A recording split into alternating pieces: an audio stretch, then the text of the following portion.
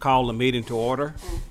This is the regular meeting of the Harlingen Consolidated Independent School District Board of Trustees. This meeting has been posted in accordance with the Open Meetings Act. We do have a quorum, and I want to welcome all of you to our regular board meeting. Thank you very much for being here. Please join me in a moment of silence.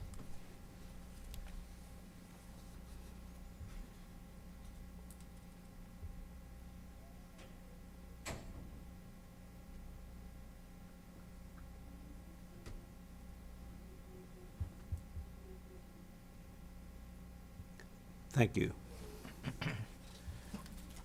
With Pledge of Allegiance, Mr. Shane Schubart. Thank you, Mr. President, board members, Dr. Cavazos, administration, and audience.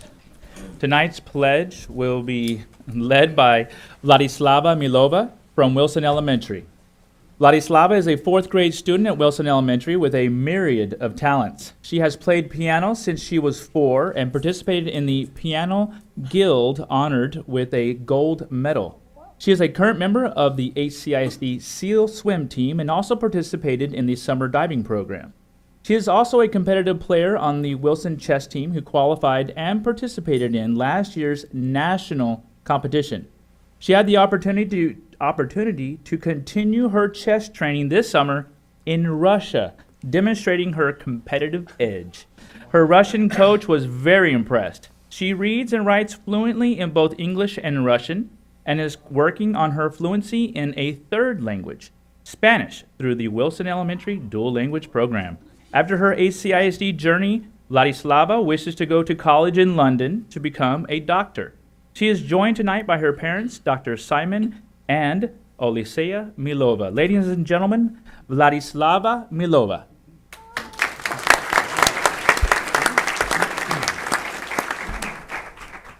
Please join me for the Pledge of Allegiance.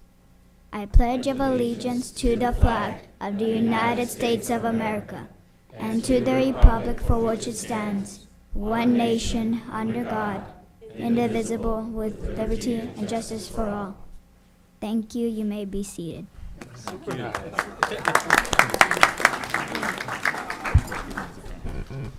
Want to take the personal privilege to recognize the parents. Would you please stand, parents? Thank you.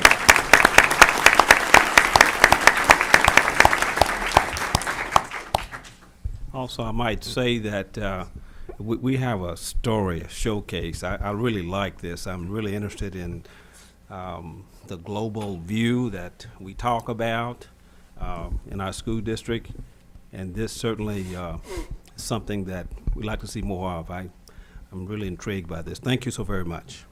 Mr. President, I just have to say, if I could, that Dr. Milov is a good friend, and this is not only a state-of-the-art otorhinolaryngologist, ENT doc, but other doctors refer him patients. That's how high it really, he does some really cutting-edge stuff and specialized work, and so we appreciate him being here tonight. I know you're busy, Doc, but thanks for being here, and we're really proud of her. She's gonna go places. So we just hope eventually she makes her way back to Harlingen. So, but thank you for being here. Wonderful to see you. Yeah. And this is a tribute to our public school system. So we have great public schools. We're proud of that, and thank you all so very much. We have awards and recognition. PTSA Students of the Month for September and October. Ms. Brianna Vela Garcia. Good evening, Board President, board members, Dr. Cavazos, administration, and audience. I'm very excited to be back at the podium to begin recognizing our 2018 Harlingen City Council PTSA Students of the Month. Tonight you'll get a glimpse into the successful lives of our September and October Students of the Month. I want to first thank our PTSA and campus leaders who have helped make these recognitions possible. We have 16 students being recognized tonight, so it was great that we had a lot of great teamwork putting these names together. Tonight's students you will see on camera proudly represent Harlingen High School South, Early College High School, and now Harlingen School of Health Professions. I'd like to add that tonight's video was produced by one of our veteran KHGN, now Media Arts and Communications Academy students. So we hope you enjoy.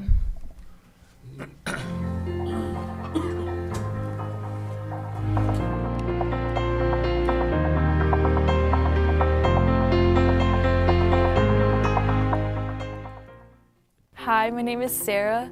I go to Harlingen High School and I'm a senior. I'm in swimming and in orchestra, both in and out of school. I've learned excellent leadership skills. I'm the swim team captain and a section leader in orchestra, so I've learned how to lead and manage my time and be organized. I'm passionate about playing the cello because that's what I want to go into after I graduate high school. I plan on attending Baylor University and majoring in music performance. Hi, my name is Gabriel Lorenzo Luaces. I'm in 12th grade at Harlingen High School. I play basketball for the Cardinals. I'm in Key Club, Parliamentarian, and I'm also in Science Club. I've learned leadership, I've learned to work hard, and I've learned if I want something, I need to work for it. I'm passionate about basketball because it's a fun sport, and I love doing it, and I want to participate with the team this year and go far. After graduation, I want to go to the University of Texas A&M and major in mechanical engineering. My name is Natasha Trevino. I'm a 12th grader here at Harlingen High School. I'm in Cardettes, where I am this year's colonel, and in FFA, where I'm student advisor. I'm also very actively involved in NHS, senior class, and cotillion. I learned leadership is very important, especially when leading a large group of people. You have to be kind and courteous, and remember that helping others is always the most important thing. I'm passionate about dance because it makes me feel free and it's something I love to do. I plan to attend Texas A&M and major in business. My name is Grant Drabeck.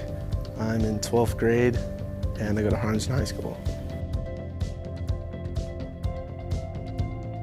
I'm an alternate captain for football and I'm in PTSA, and then I'm also in NHS and I'm a secretary.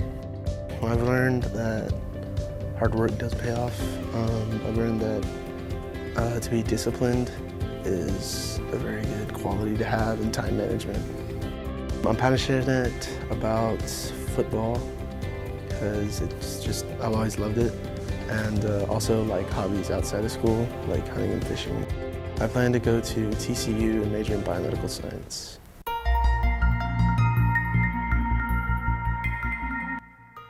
My name is Jacob Matthew Fraga, and I'm a senior at Harlingen High School South.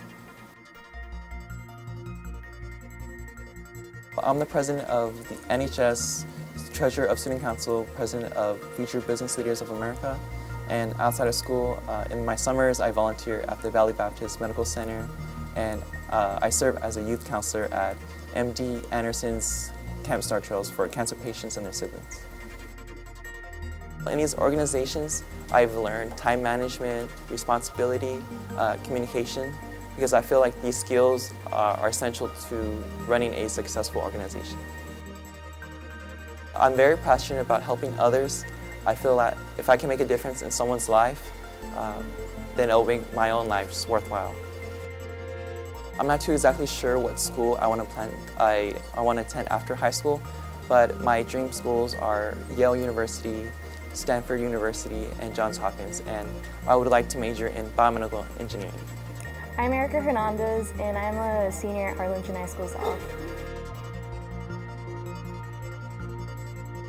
I'm the senior class president, and I'm also a really active member of the student council. I'm the parliamentarian for them. Outside of school, I also intern for Aloe Laboratories, which is an aloe vera manufacturing plant here in Harlingen. I also volunteer at Golden Palms and other nursing homes around Harlingen. I started an organization called RGV Harmonia, which is basically high school musicians coming together to perform for residents at hospitals and nursing homes, which I really enjoy because I'm a musician myself. I'm part of the varsity jazz band as well as the varsity orchestra here at South. I want to major in psychology and neurobiology. I'd like to go to a school that has both liberal arts and sciences because psychology is an interesting field in that it combines some aspects of the hard sciences and also humanities. My name is Joshua Delgado. I'm a senior at Harlingen South High School. Inside of school, I participate in marching band, jazz band, and other band organizations. Outside of school, I play drums for my church. I'm in Boy Scouts, and I compete with Team Rio as a competitive shooter. I've learned a lot about time management, responsibility, and honoring my commitments. I can remember a lot of times where I was triple booked on the same day for all these other organizations, so I had to figure out a way to honor the commitments, to show up and to compete and do what I'm supposed to do. I'm passionate about public policy, lawmaking, and politics because I believe that these things have the potential to change people's lives for the better, and that's a job that I want to pursue farther down the road. I plan on attending Texas A&M College Station to double major in political science and communications, to then hopefully go to the Texas A&M Law School and pursue private law or commission in the United States Navy as a JAG officer. Hi, my name is Christopher Smith, and I'm a senior at Harlingen High School South. Inside of school, I participate in various activities such as the speech and debate team, the theater department, the varsity orchestra, and even academic organizations such as the AP Science Club and National Honor Society, National Technical Honor Society, and I hold numerous officer positions throughout those activities. As far as learning goes, I've learned a lot about leadership, of course, when I hold these officer positions, and as well as collaboration with other people that I've learned to communicate with and work with, such as my ensemble and varsity orchestra, playing with them, and competing every weekend with my speech team. It's really shown me how to become a better communicator and be more proactive in actually how I deal with people. I have a really strong passion for neurodegenerative diseases, such as Parkinson's, Alzheimer's, and it really interests me on how they affect our brain and how there's been no cure over the hundreds of years of research, and it just fascinates me. Well, along with my passion, I do want to major in something that goes along with that. So I want to focus on either biomedical research or biomedical engineering, and the Cockrell School of Engineering offers a great program that could really help me to learn about this major and focus on it in the future.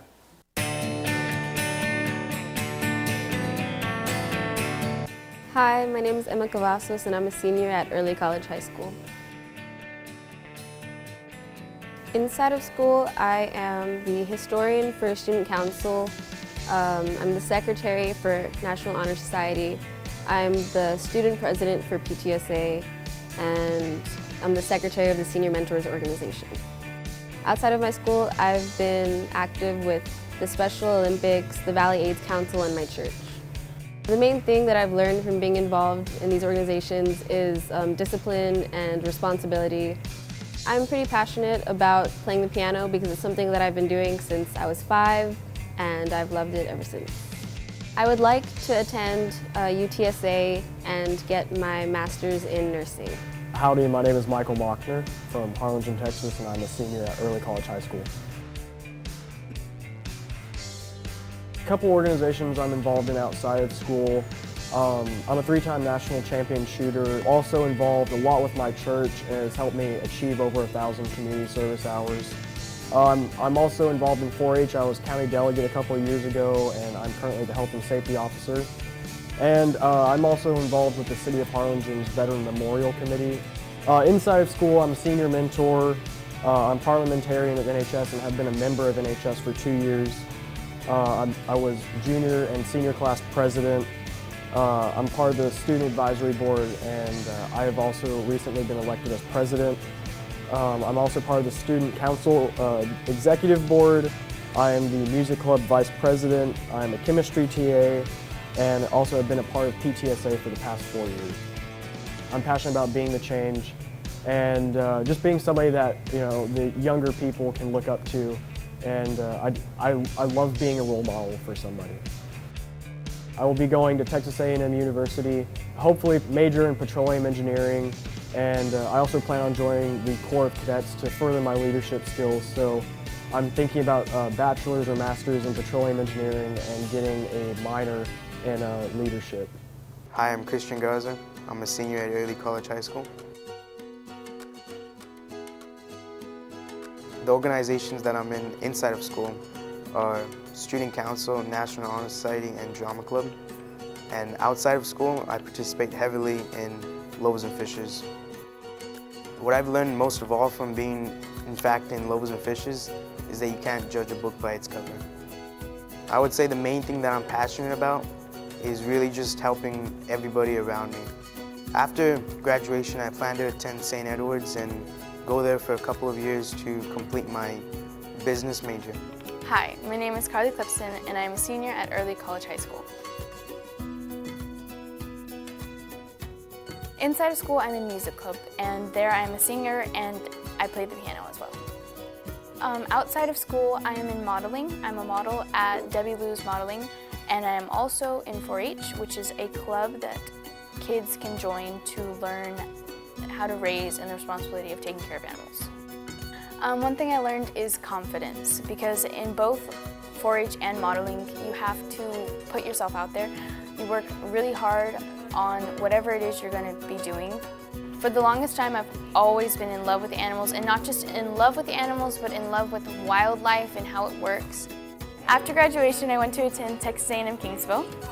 There, I'm going to continue to finish my bachelor's degree and get my bachelor's degree in animal science because I'm planning on becoming a veterinarian.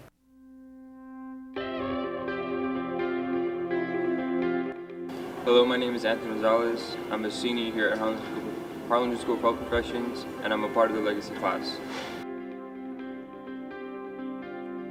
The organizations I'm a part of inside of school are Student Council, Flash, Rotary, and Phoenix Against Tobacco.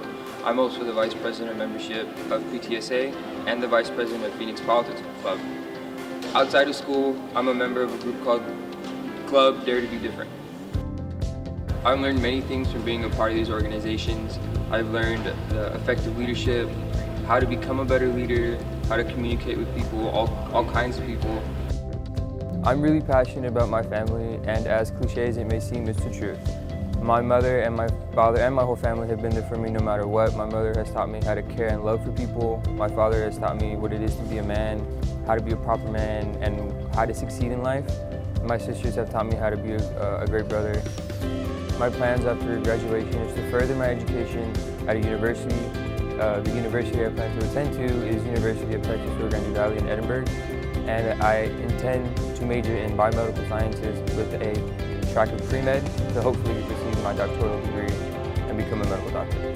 Hi, my name is Jennifer Martinez, and I'm a senior at the Harlingen School of Health Professions. I've been involved in soccer in and outside of school for my past 3 years of high school.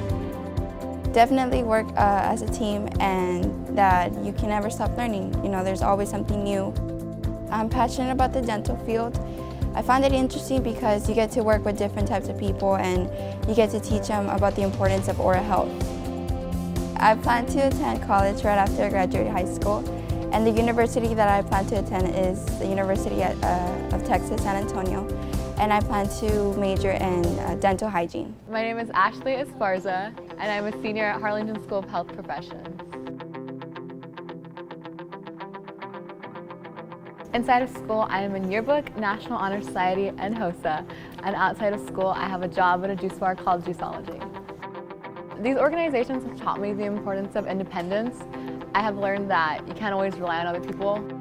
I'm passionate about helping others.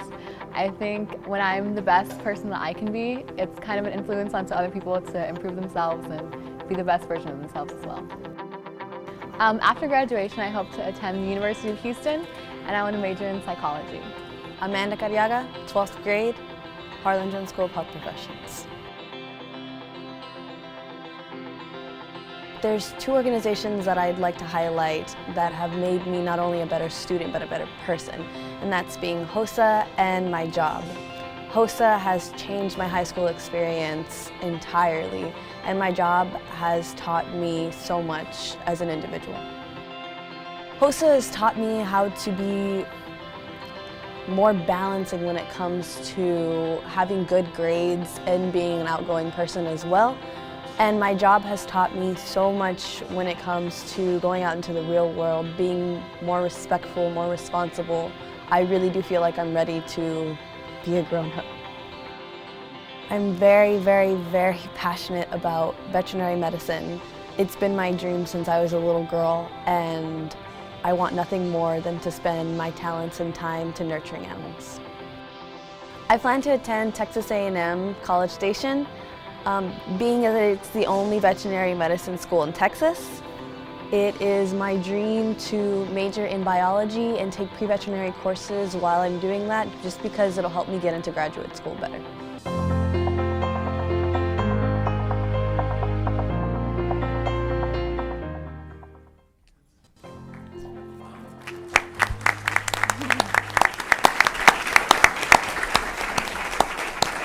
Like I said, very successful students. So at this time, I'd like to ask the students of the month that are here to stand and be recognized.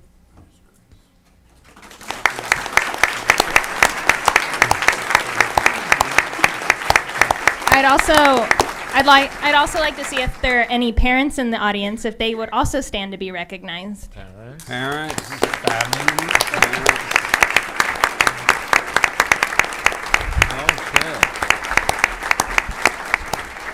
This video will be available for viewing starting tomorrow on our school district's YouTube page. I'd like to ask the September students to first come forward for a picture with the school board, and then the October students to come for a second picture. So September.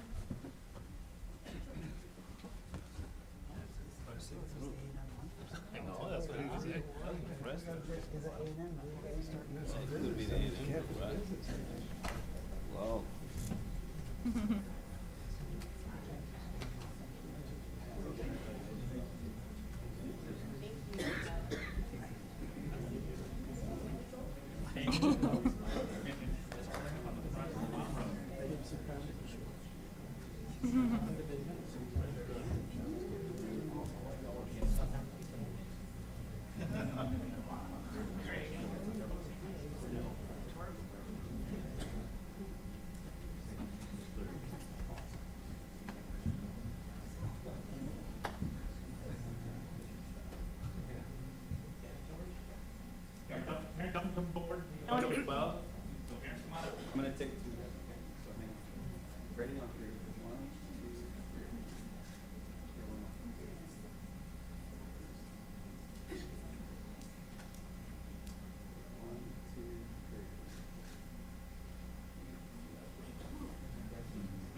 1, 2, 3.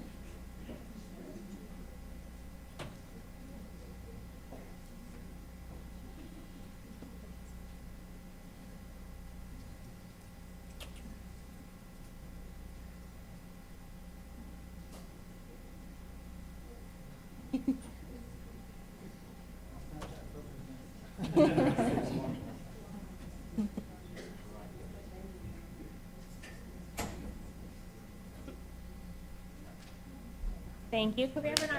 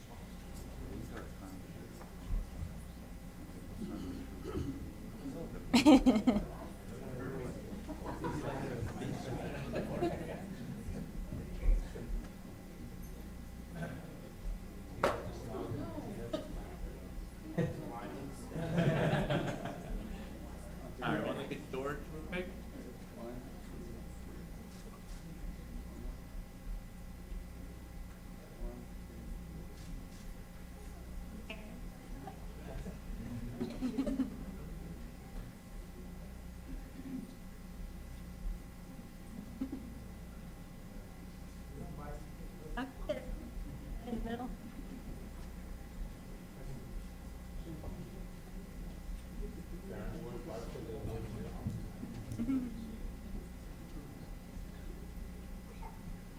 Come get September back up, but we have a selfie request. September back up here again, please. Dr. Muse is not here on the official selfie. Let's just get on. Let's squeeze in there. Everyone squeeze in.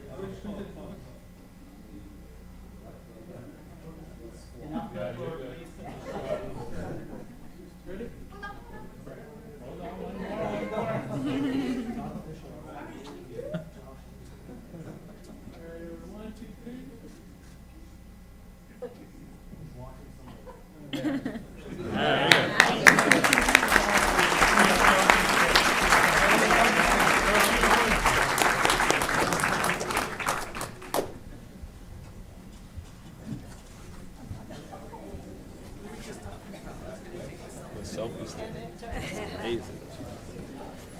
Amazing, amazing, amazing. Yeah.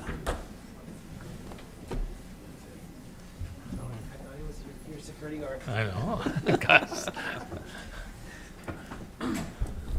Well, let us recognize and congratulate the students for your outstanding achievement in so many different ways, and of course the parents, your teachers, and support staff. We often wonder what the future is going to be like. We hear a lot of noise about a lot of things. But tonight is a good example that we're in great hands. The future's great. We appreciate what you're doing, continuing your excellence, and we're just proud to say that on display tonight we had 2 comprehensive high schools, 2 specialty high schools, the School of Health Profession and Early College High School. So it's great to have that kind of choice. Again, we congratulate you, and we're very proud of you. Thank you.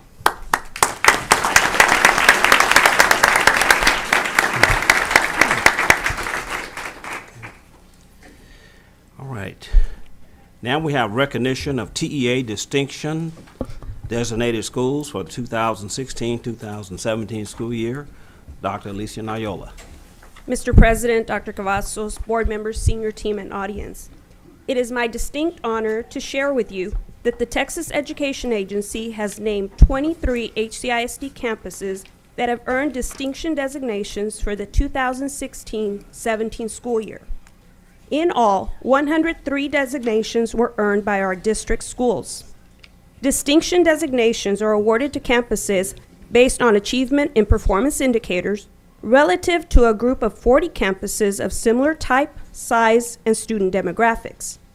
Distinction designations can be earned by campuses in 7 areas: academic achievement in reading English language arts, academic achievement in mathematics, academic achievement in science, academic achievement in social studies, top 25% student progress, top 25% closing performance gaps, and post-secondary readiness. Out of those 7 distinctions, which are available for secondary schools at the elementary level, elementary campuses can receive up to 6 designations because they do not test in social studies. Tremendous accomplishment and a tremendous increase in distinction designations. Last year we had received 72 distinction designations. This year that was increased to 103. So a tremendous performance by our campuses, and we'd like to give them a big round of applause before we recognize them individually.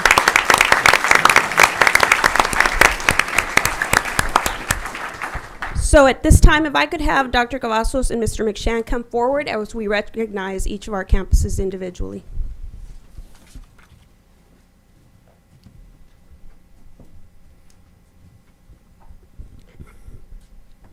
We begin with our first campus, Early College High School, Principal Dr. Pamela Flores. Early College High School received 3 distinction designations in the areas of reading English language arts, science, and post-secondary readiness.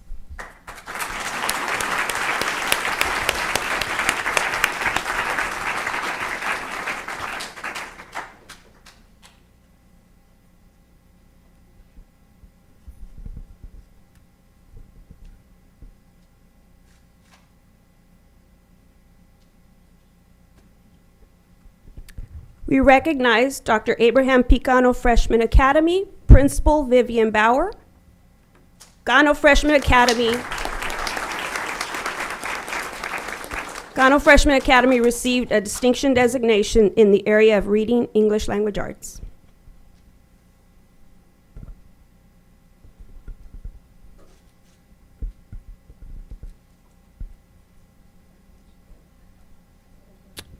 Our next campus, Harlingen School of Health Professions, Principal Tina Garza. Our Harlingen School of Health Professions received all 7 distinction designations in the areas of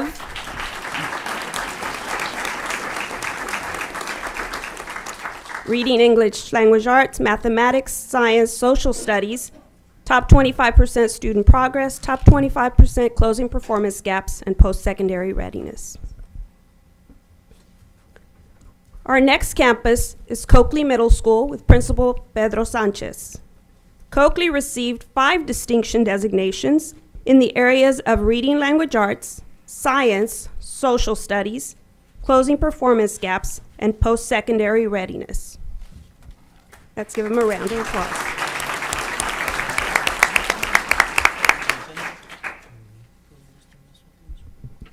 Our next campus is Gutierrez Middle School with Principal Mike Reyes. Gutierrez Middle School received 2 distinction designations in the areas of mathematics and top 25% closing performance gaps. Round of applause for Gutierrez Middle School.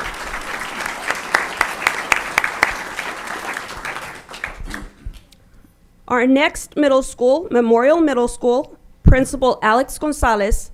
Memorial Middle School received all 7 distinction designations.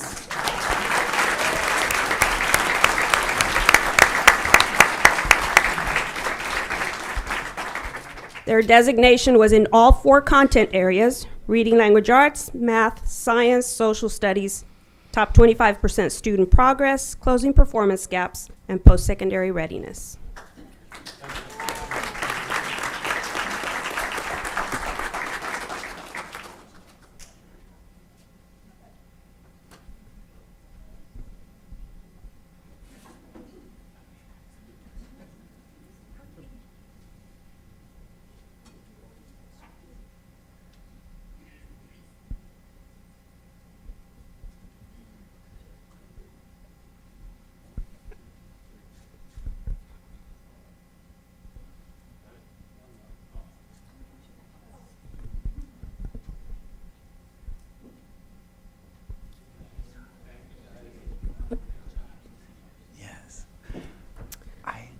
Our next campus is Vela Middle School, Principal Tony Gonzalez. Vela Middle School received 2 distinction designations in the areas of mathematics and top 25% student progress.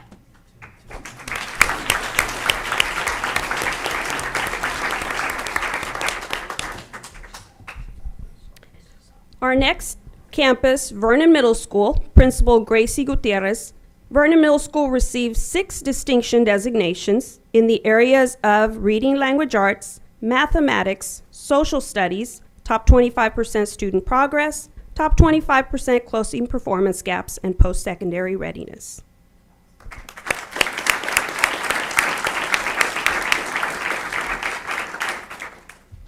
We continue with our elementary campuses, beginning with Austin Elementary, Principal Magda Gonzalez.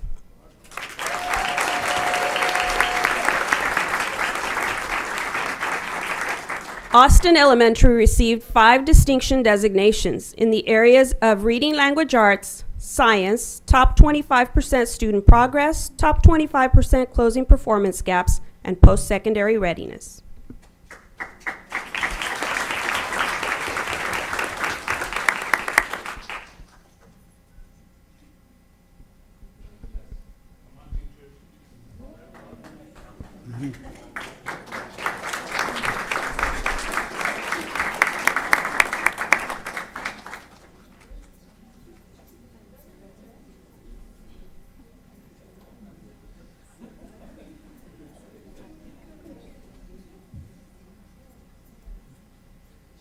She has her contingency. I've been there.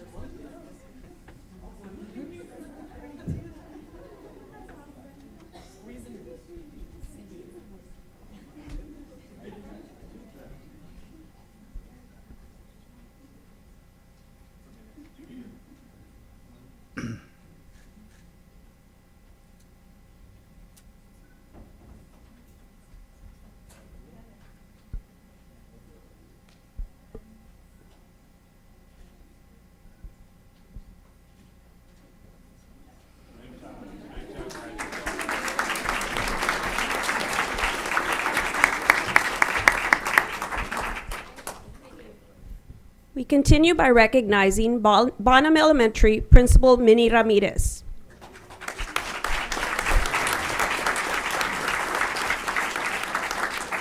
Bonham Elementary received 3 distinctions in the areas of reading language arts, science, and closing performance gaps.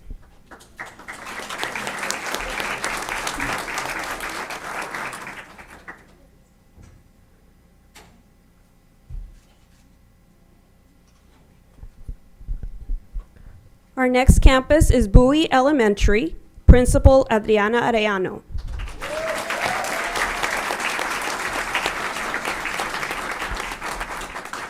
Bowie Elementary received all 6 distinctions possible in the areas of reading language arts, mathematics, science, top 25% student progress, top 25% closing performance gaps, and post-secondary readiness.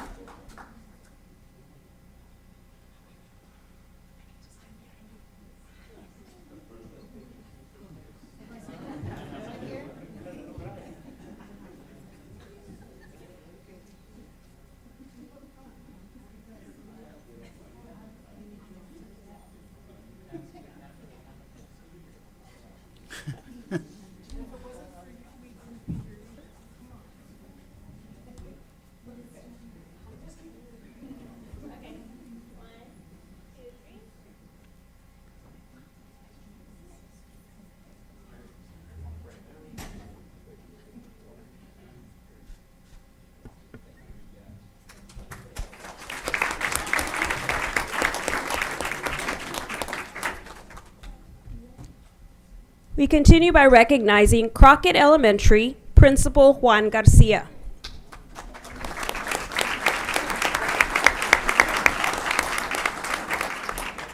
Crockett received 5 distinction designations in the areas of reading language arts, mathematics, science, closing performance gaps, and post-secondary readiness.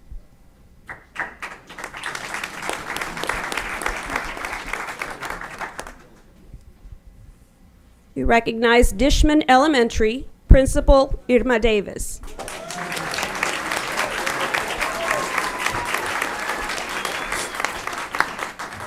Dishman Elementary received all 6 distinction designations available in the areas of reading language arts, mathematics, science, student progress, closing performance gaps, and post-secondary readiness.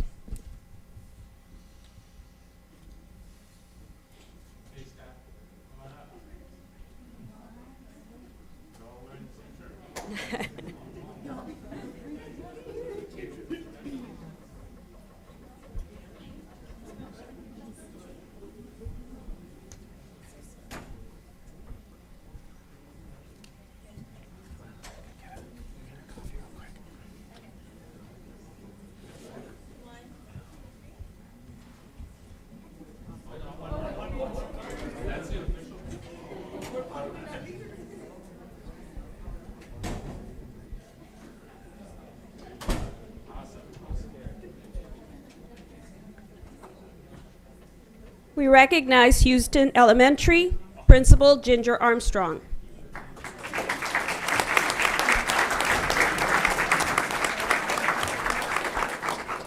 Houston Elementary received 5 distinction designations in the areas of reading language arts, mathematics, student progress, closing performance gaps, and post-secondary readiness.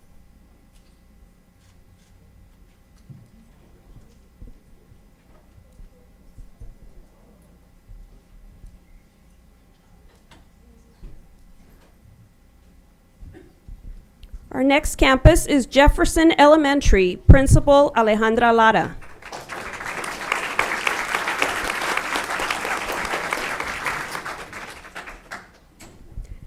Jefferson received 4 distinction designations in the areas of reading language arts, mathematics, closing performance gaps, and post-secondary readiness.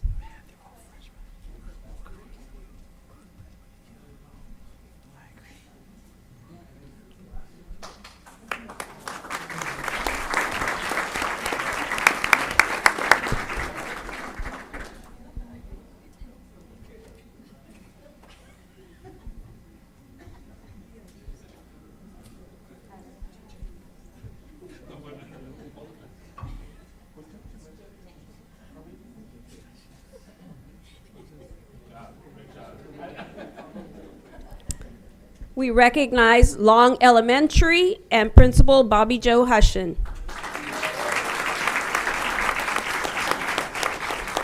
Long Elementary received 5 distinction designations in the areas of mathematics, science, student progress, closing performance gaps, and post-secondary readiness.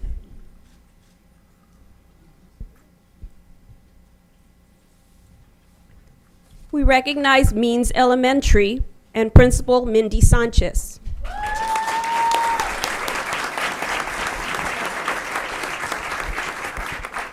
Means Elementary received all 6 distinction designations available in the areas of reading language arts, mathematics, science, student progress, closing performance gaps, and post-secondary readiness.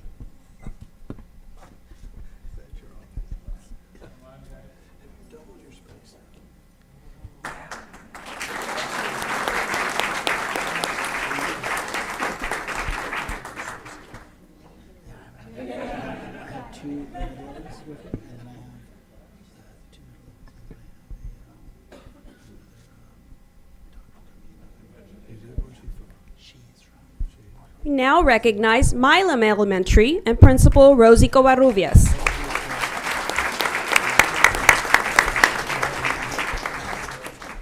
Milam Elementary also received all 6 distinction designations available in the areas of reading language arts, mathematics, science, student progress, closing performance gaps, and post-secondary readiness.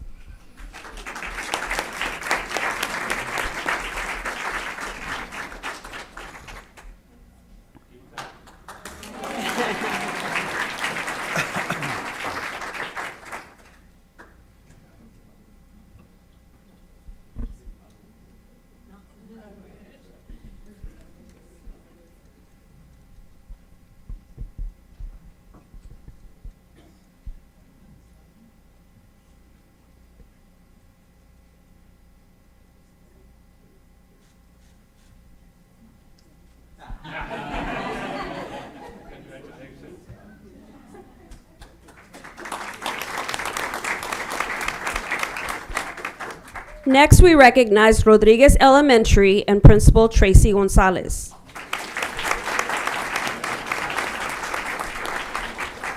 Rodriguez Elementary received a distinction designation in the area of reading language arts.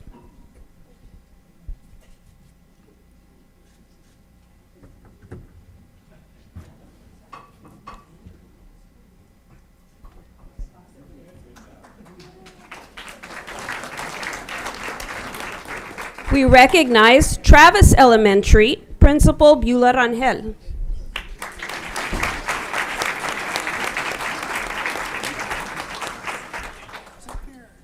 Travis Elementary received 5 distinction designations in the areas of reading language arts, mathematics, science, closing performance gaps, and post-secondary readiness.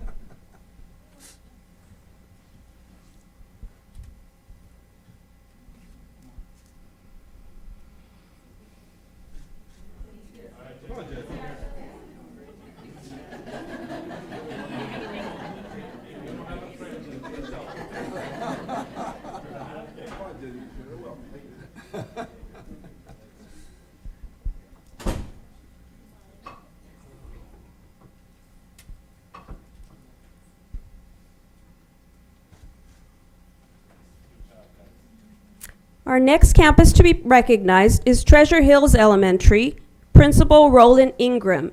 Accepting the award this evening is our Assistant Principal, Jamie Galan.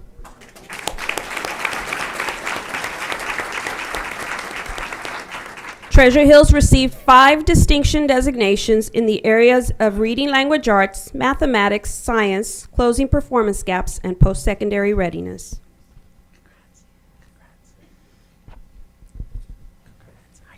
We now recognize Wilson Elementary and Principal Christy David.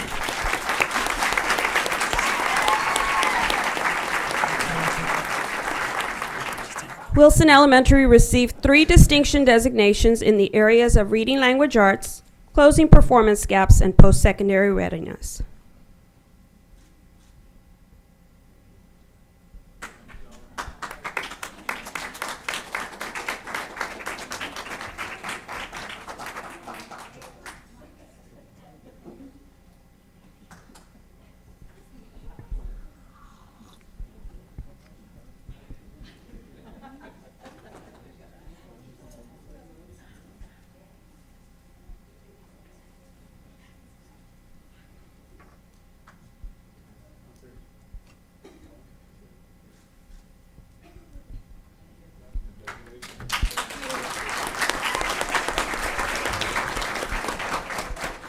Our last campus is Zavala Elementary and Principal Tanya Garza.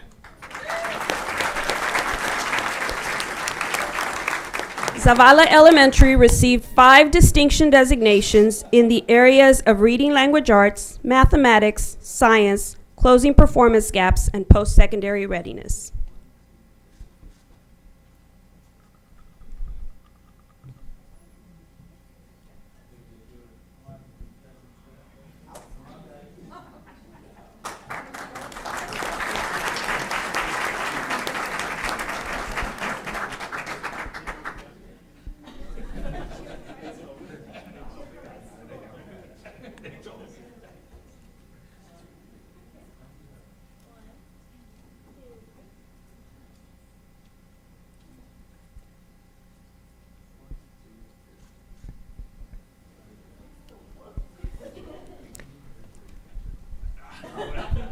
We congratulate all our principals and thank your campus and staff for all the work that you do day in and day out to support our students and helping them reach these high levels of success. So again, another round of applause for all of our campuses.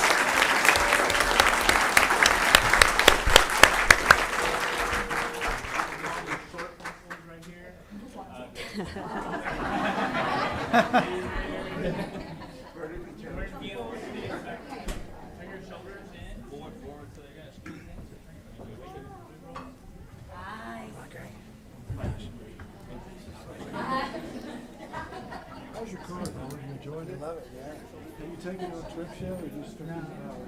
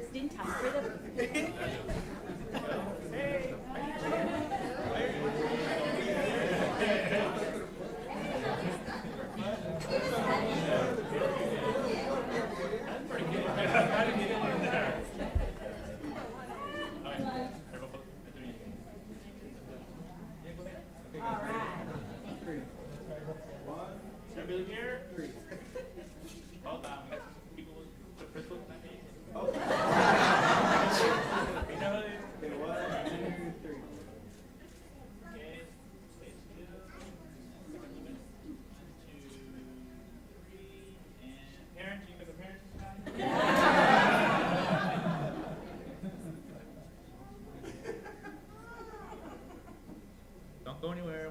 Got another photo request after this. Mr. Hyman. Everybody over here. Everybody over here.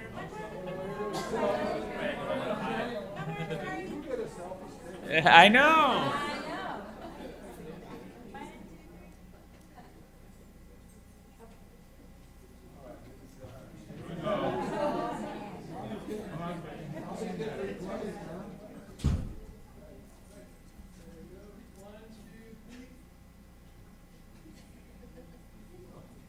Super nice, super nice. Congratulations. Awesome. And you can don't leave that. And my mother better not be in the audience, I'm in trouble.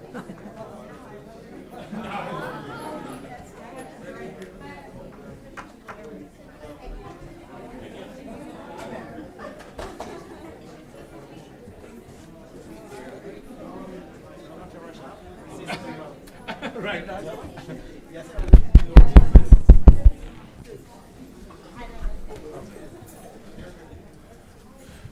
Principals, I think the board members are going to want to say a couple of words.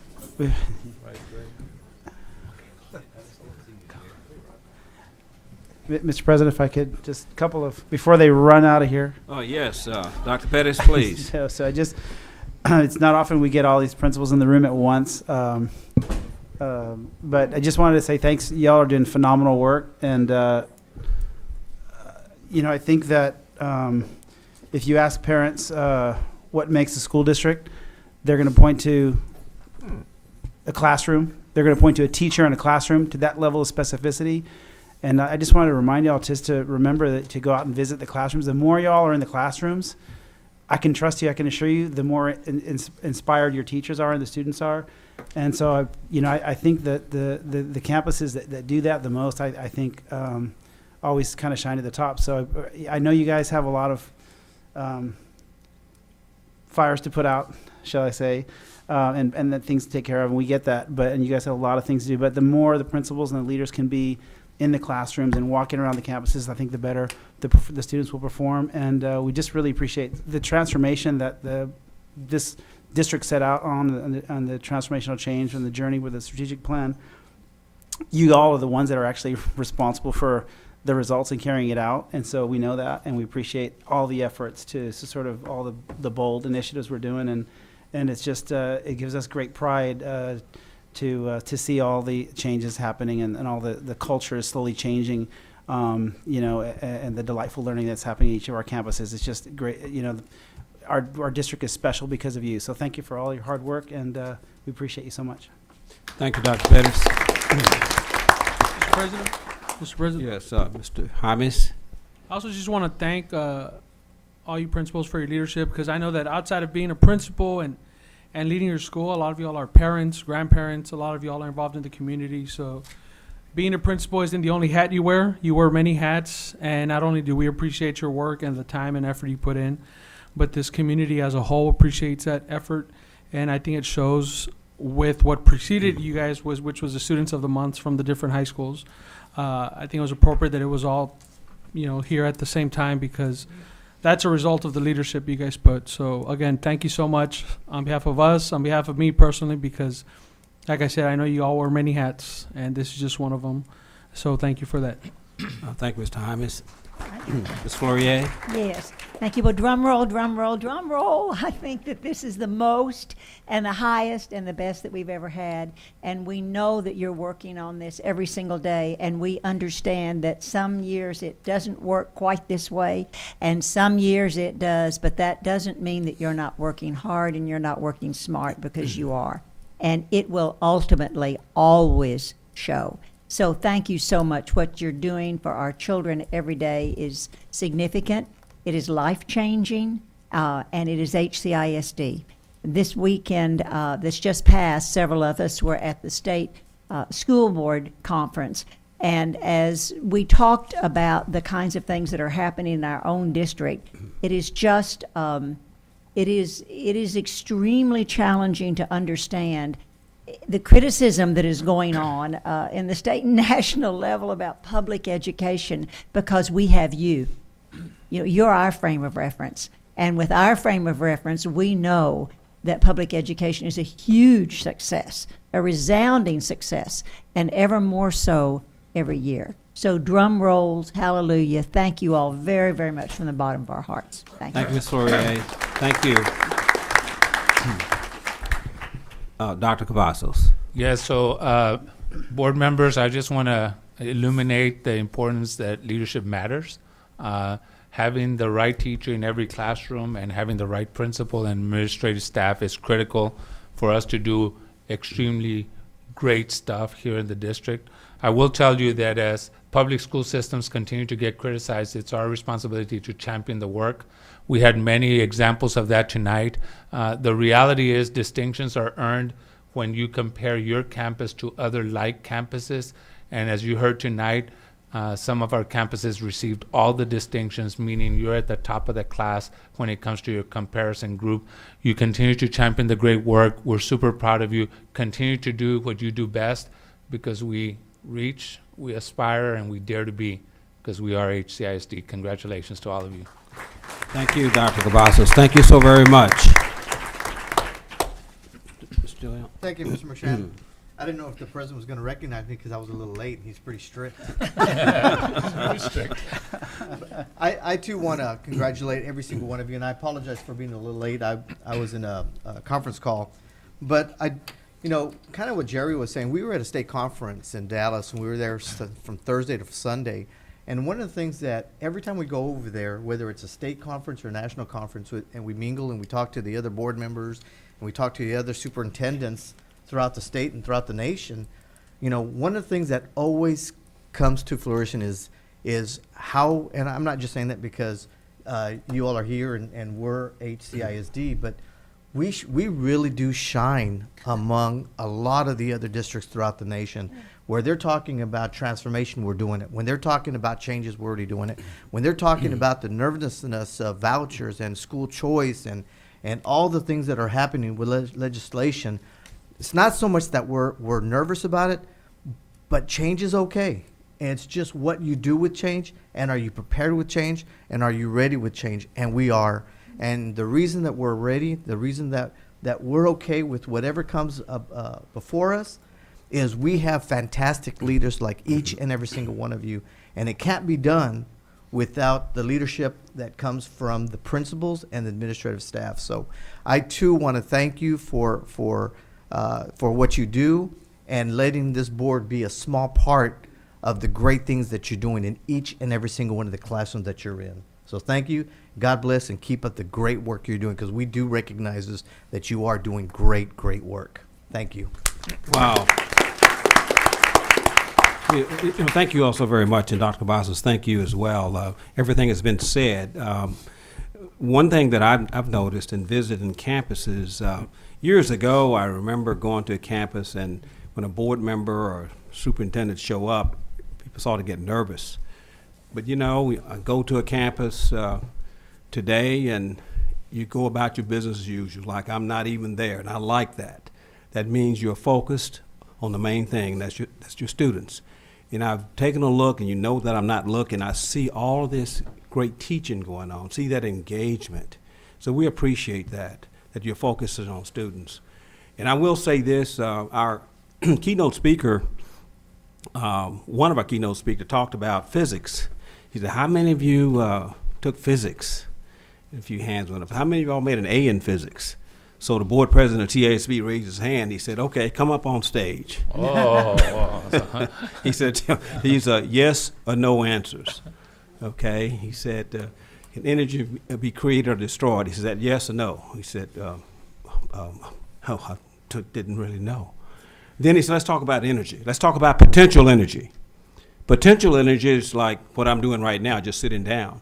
He said, we want to move to radiant energy and kinetic energy. And you're very kinetic because it's what?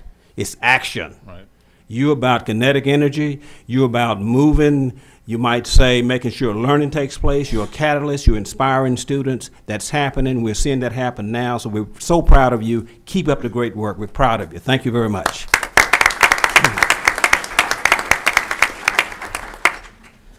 Now we'll move to we'll move to the Financial Integrity Rating System of Texas first. Mr. Shane Trubart. Thank you, Mr. President, board members, Dr. Cavazos, administration, and audience. The Harlingen Consolidated Independent School District was awarded a superior rating by TEA's Financial Integrity Rating System of Texas program. The district received a score of 96 out of a possible 100, resulting in an A letter grade. The district rating is based on an analysis of staff and student data reported for the 2016-2017 school year and the budgetary and actual financial data for the 2016 fiscal year. All areas of the district's financial management were reviewed according to 15 different indicators. The primary objective of FIRST is to achieve quality performance in the management of the school district's financial resources, a goal made more significant due to the complexity of the accounting associated with the Texas school finance system.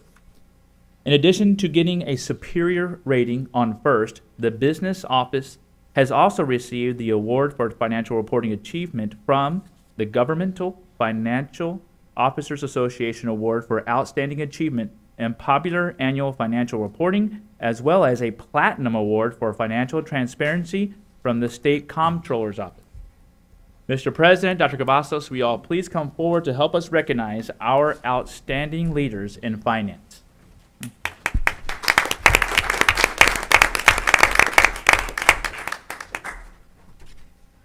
Representing the district for this award, beginning with Julio Cavazos, Chief Financial Officer. Yeah.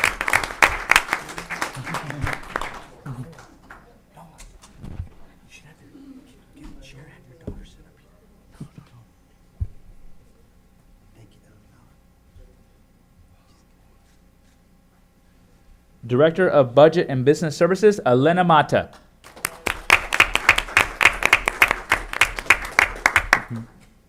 Director of Purchasing, Tony Gracia. Not here. Director of Payroll, Terry Martinez. Director of Data Systems, Olga Garcia. Finance Coordinator, Ida Ambriz. Yay! And Accounting Coordinator, Ray Robles. That is the dream team that made this happen. I'm going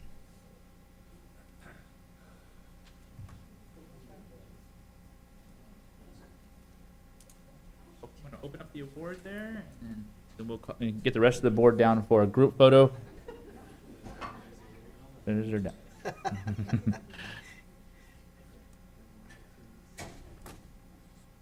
right, can we get the rest of the trustees down for a group photo?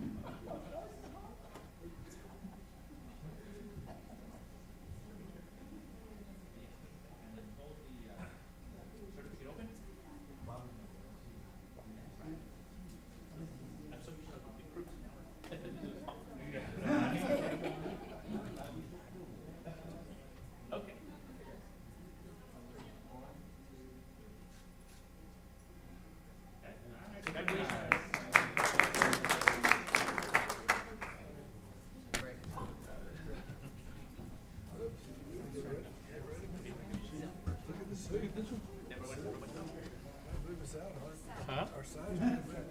Oh, they have, people leaning up against them. The principals. Dr. Cavazos. Senor, How you doing, sir? you were in a conference? Yes. You doing okay? Doing fantastic. Right.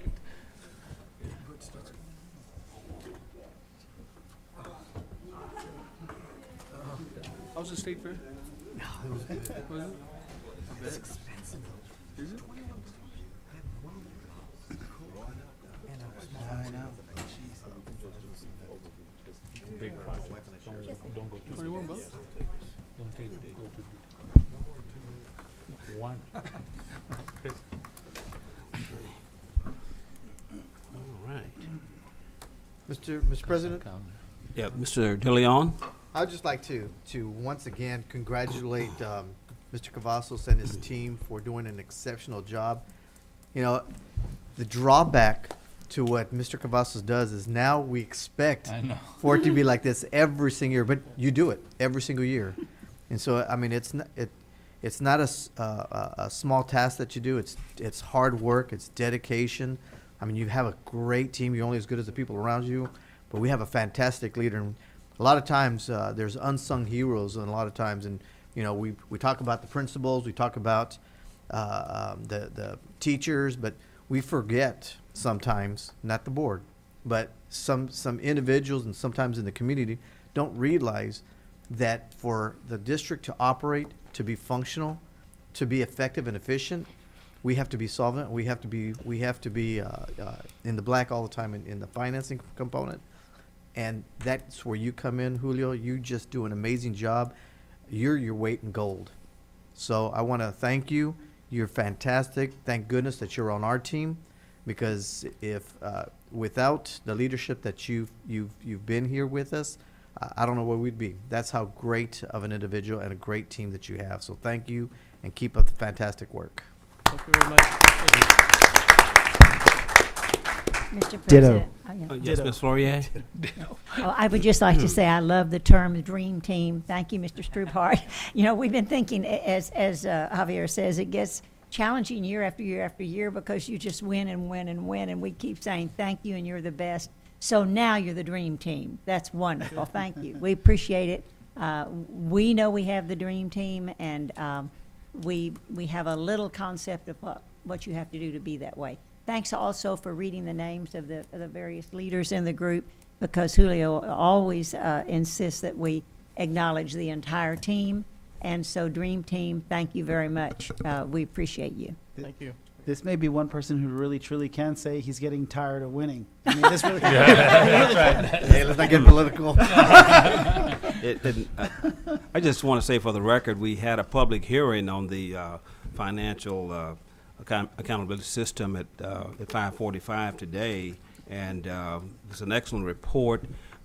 Just for the record, the financial accountability system for Texas Public Schools was developed by Texas Education Agency and approved in accordance with Senate Bill 875, and that's since 1999. Right. And since 1999, Harlingen CISD, under the leadership of Mr. Cavazos, we've had a superior rating, and now it's moved to an A rating since its inception. So congratulations, we're proud of you.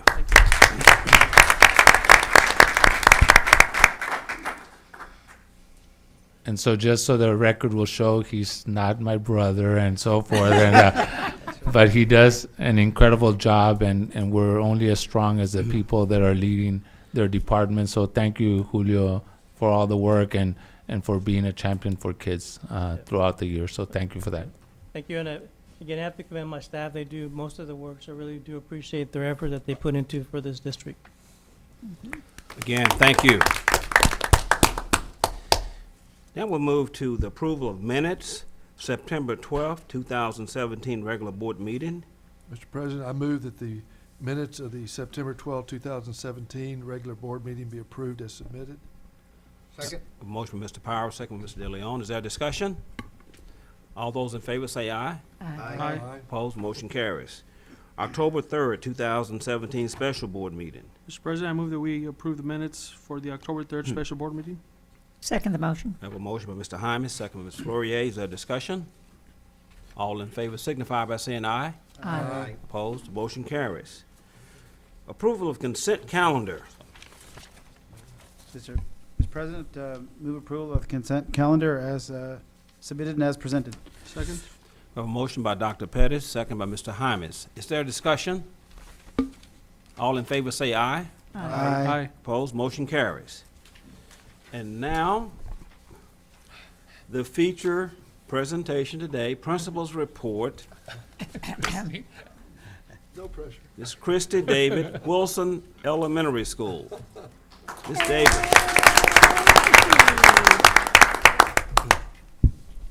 I know you've been here a while and the glasses have to come with you.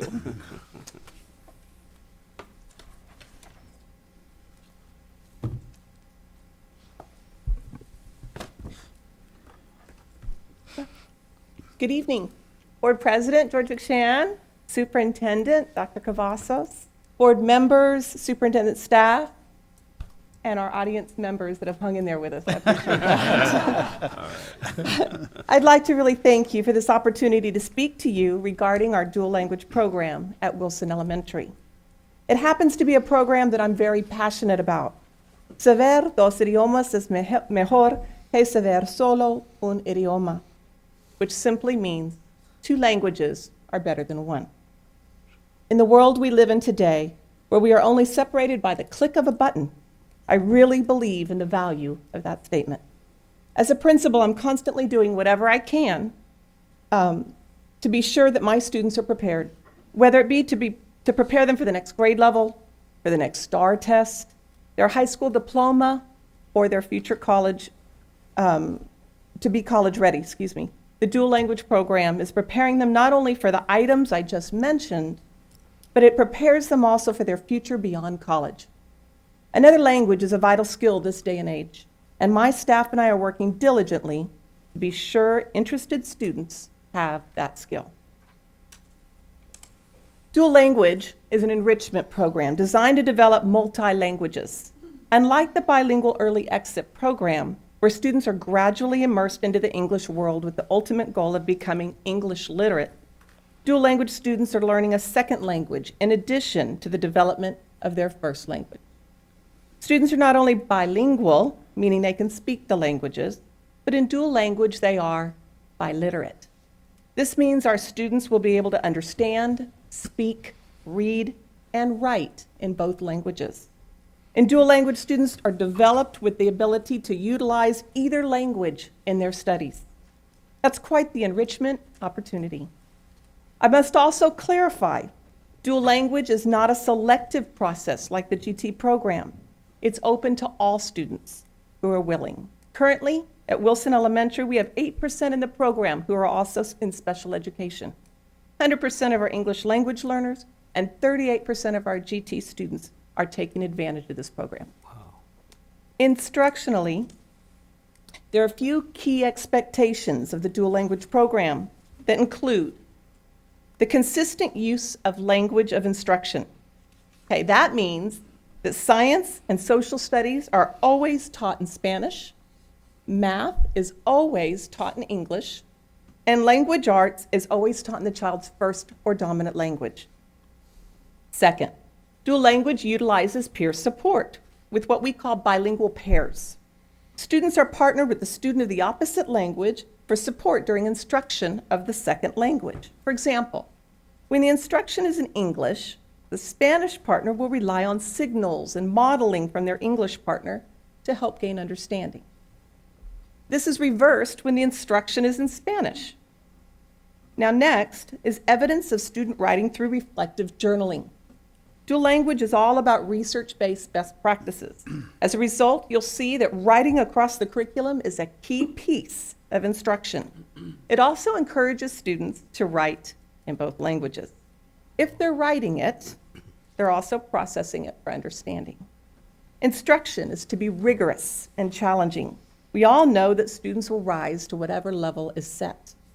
The curriculum is not compromised. Students will learn the content despite the language because of the supports for vocabulary, peer assistance, and other strategies that are embedded. Lastly, let me address vocabulary enrichment. Research has shown that by the time children from low-income families reach the age of 4, they will have heard 30 million fewer words than their more advantaged peers. It's our responsibility to not only provide our students with a second language rich in vocabulary, but also to build on the foundation of their first language. So you'll see the classroom environments that are filled with vocabulary development opportunities. Speaking of classroom environment, there are a few things you always see in a dual language classroom. One, student-generated alphabets in both languages. Beautifully factory-created alphabets are a thing of the past. Our students now create their own alphabet that they can relate to. You'll also see almost every object labeled in both languages. All English words are labeled in blue, and all Spanish words are labeled in red for student reference and comparison. You'll see student work displayed all over the room and in the bulletin boards outside the classroom. Student work is special and valuable and adds enrichment and development in the languages. You'll see robust word walls in both English and Spanish in every classroom. This allows students to reference new but unfamiliar words for use in journal writing. You'll see bilingual research centers in grades 3 through 5. At this point, we want to see our children applying what they've learned in either language, as well as building on their research and presentation abilities. And finally, you'll see language of the day activities used for vocabulary use and development, such as journaling, use of word walls, read alouds, and of course, conversation. For example, if the language of the day is Spanish, all conversations outside of the assigned subject area of instruction, such as lining up for lunch, PE, or music, that instruction will be in Spanish. This helps to immerse the students in the language. Mondays, Wednesdays, and Fridays, they're always our Spanish days, and Tuesdays and Thursdays are always our English days. However, let me clarify something. The language of the day does not change the language of instruction. So remember, math is always taught in English, even on that Spanish day.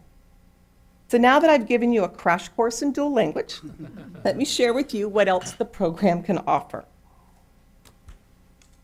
Dual language offers the opportunity to have a school of choice. It offers a way to close the achievement gap, and it offers the students a competitive advantage for their future. So let's begin with the school of choice. Being a dual language campus offers our community a choice. This happens to be one of our opportunities for elementary students to have a school or program of choice in Harlingen. Currently, there are a number of secondary options, such as early college, high school, or school of health professions. But we're limited with those options at the elementaries, and I'm pleased to be part of one of those. Currently, 44% of our open enrollments are enrolled primarily to participate in the dual language program.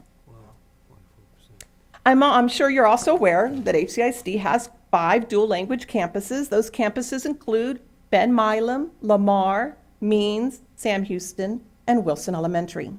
You'll notice Ben Milam and Means are in yellow, not because they're better, let me clarify that, but because they were the first cohort and are now in their 6th year of implementation up to 5th grade. And the other campuses, including ourselves, Wilson, are currently in the 5th year of implementation and up to 4th grade at this point. So of course you're probably wondering, so how are we doing? Are we closing that achievement gap so typical of English language learners? I have to admit, along with my staff, we had our concerns at the start, but watching the program unfold has been exhilarating. And currently, our dual language students are outperforming our monolingual classes. Why, we ask? Well, remember the course is an enrichment program with rigor, and our teachers are given wonderful training on research-based best practices and structures that are working. The data shown here happens to be our last year's May iStation reading report that compares our dual language classes seen in blue with our non-dual language classes seen in yellow. To the far left of the top graph are tier 1s, which is what we want. As you move to the right, though, it shows our tier 2s and tier 3s who require more intervention as they are not on grade level. Remember, we have special population students who historically require more intervention, yet they are succeeding. In addition, if you look at the next graph below, this happens to be our 3rd grade STAR test results. This is indicating the number of students who reach the approaches, meets, and masters levels of the test. Dual language had a significant greater number of students than our non-dual reaching each of those levels. The Gomez and Gomez two-way dual language programs research shows that a small dip in the STAR scores can be expected in 3rd grade due to the language transition. Yet we outperformed that expectation. I credit the work of our teachers and the training and structure provided to them for our success. Another aspect I must mention, and is probably my favorite part or piece of the program in Bridging the Gap, and it happens to be the cultural appreciation piece. With the divisions we're seeing in our country currently and the divided viewpoints, I think it's more important than ever for our educators to teach appreciation, for all cultural differences. Dual language really demonstrates the value in every member. In our two-way dual language program, all students are at an equal disadvantage. Everyone is learning a new language and requires the support of their partner. As a result, during English lessons or on English days, the English speakers are at an advantage and will need to assist their Spanish partner. But during Spanish lessons or on Spanish days, the Spanish speakers are now at the advantage and will need to assist their English partner. This provides an even playing field, and both learn to appreciate what the other knows and can contribute. I've watched students from very different backgrounds become wonderful friends and partners who share an appreciation with each other, their culture, without fear of disparagement. That's a lifelong skill that few more of us in the world could benefit from these days. As a principal, I want my students to have every opportunity to be successful. It's a competitive world these days, and I want my students to have that competitive edge. I know dual language will give my students that competitive advantage. Let me share a few headlines I picked up. According to a survey of attorneys from Robert Half Legal, 42% of respondents interviewed from the largest U.S. law firms and companies said that the demand for foreign language skills is among the top trends influencing hiring in the legal field. Here's another one. Translators and interpreters are expected to be one of the 15 fastest growing occupations in the nation, according to the Department of Labor, Here's another. According to the CNN, the Army, New York PD, and State Department can't get enough workers with this particular job skill. Neither can Fortune 500 companies, hospitals, local courts, and schools. And as a school, I'm very well aware of this. And what is that? Fluency in a foreign language. And most recently, even TEA recognized the value of the program as offering all of our 5th grade students who complete the dual language program a high school foreign language credit. So our students will be leaving with a high school credit. As a principal, I feel good knowing that my students will have that high school language credit when they leave. The opportunity to challenge the Spanish AP test for college credit, and the opportunity to use their second language literacy to obtain jobs that others who did not get the second language couldn't even apply for. This program is invaluable with regards to advantages it gives our students. I've talked way too much, so at this time I'd like to share a video that was made possible by one of our own from HCISD. That's Iris Avalos, our TV production tech. She does a wonderful job. The video will share others' viewpoints and perspectives of the program. But just to be clear, and they'll vouch for me, I did not coach any of them. I didn't tell them what to say. They made those statements on their own, and it's their own personal perspective. In addition, you'll see our dual language program in action. Be on the lookout for some of the things I mentioned earlier, such as the word walls, the labels, the journal writing, peer support, and the value of the program.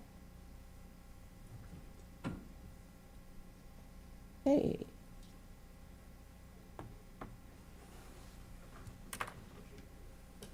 I must have clicked it one too many times.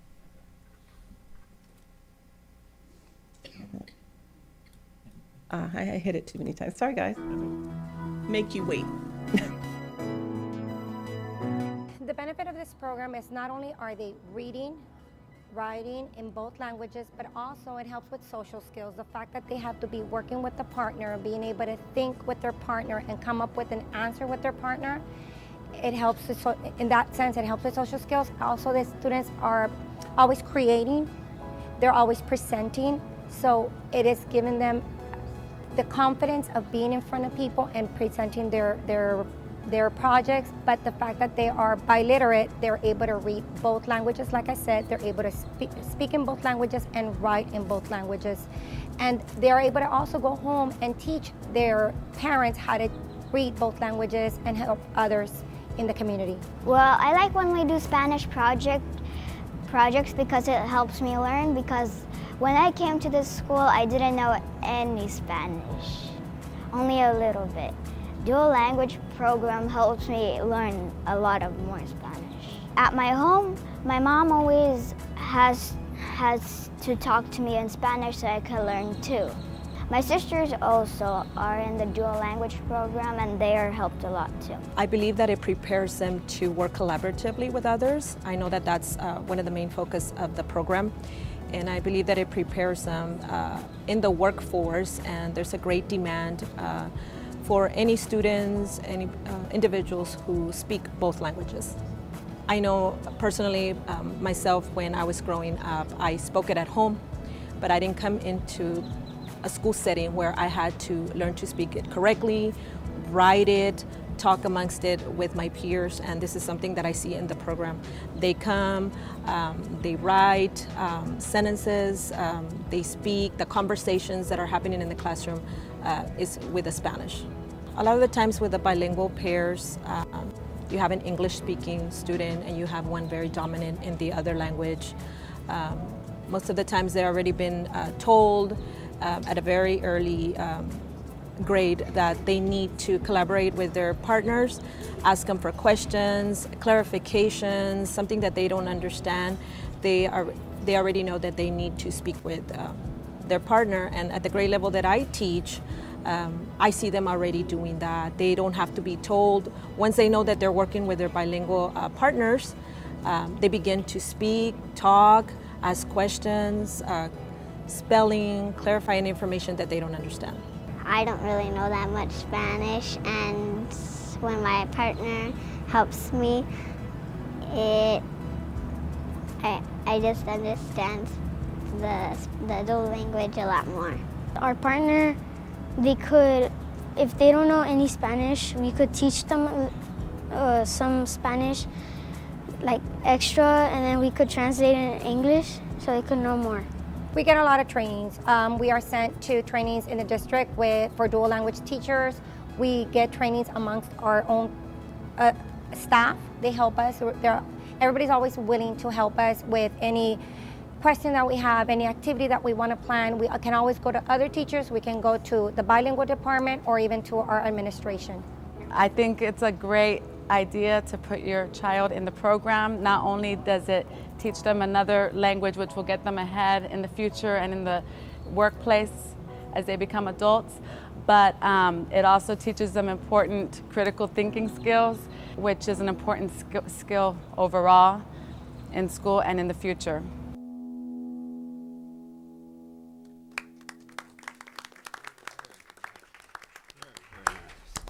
Well, I hope you enjoyed the videos. It really summed everything up. Dual language, it's been a positive asset to the success of our students. Enrichment, open enrollment, opportunity to close that achievement gap, and the competitive advantage that it gives our students makes the hard work and effort we give the program worthwhile.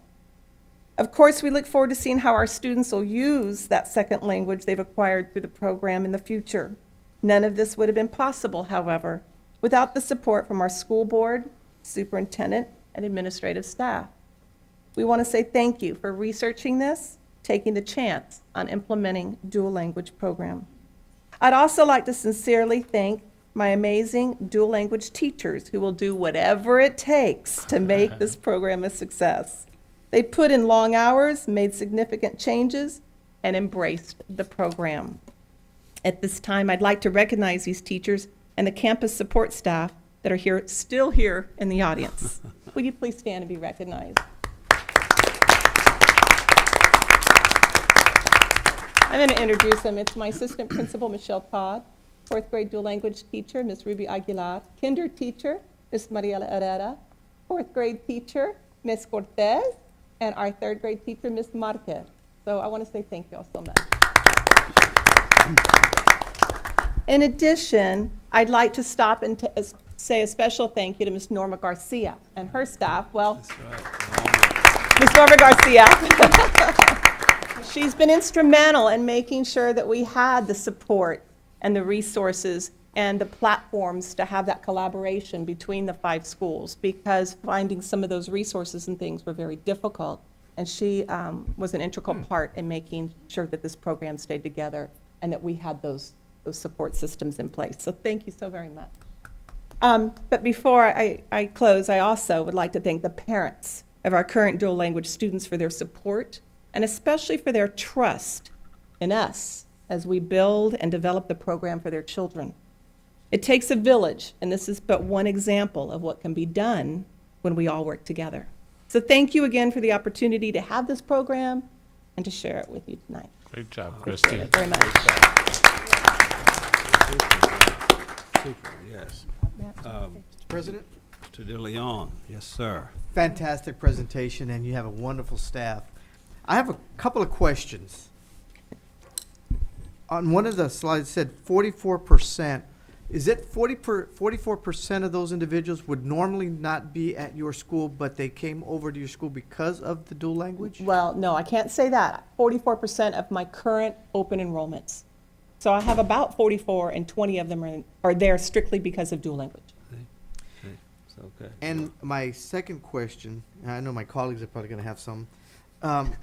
You also said, which is amazing, you said the fifth graders are going to receive some high school credit. Correct. Is that in lieu? So when they get to high school, do they have one less Foreign language. foreign language class they have to take, or an elective? Correct. Wow, That's correct. Isn't that is exciting? amazing. Yeah, I think so too.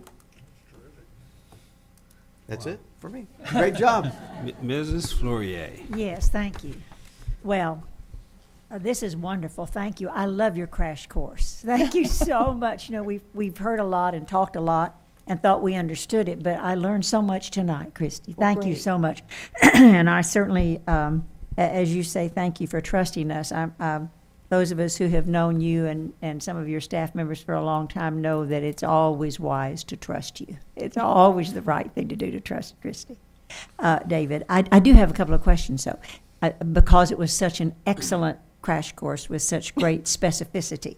And that is that it's, you know, it's remarkable to see the success, the comparative success that you showed us with the charts. And so it seems to me like the elephant in the room question is, and it's a question. This is not a, you know, this is not a plea to do so. It's a question. Do you see an opportunity to take some of what you have learned here and move it into your other classes? Because that, you know, that's a really critically significant thing that you have identified. And if so, how and when? Okay, those questions, I don't know if you noticed, all the staff over here, they're all nodding. They've heard that from me a few times. We've been with that mantra for a while. It's like, this is working. It's research-based best practices. I think the difference is we know their best practices, the monolingual staff is aware of them, but there's something missing when it's that training. Yes, we can pull them aside and say, here, look how easy this is to implement and do it. But there's a little difference when it's given to you in a full-fledged training.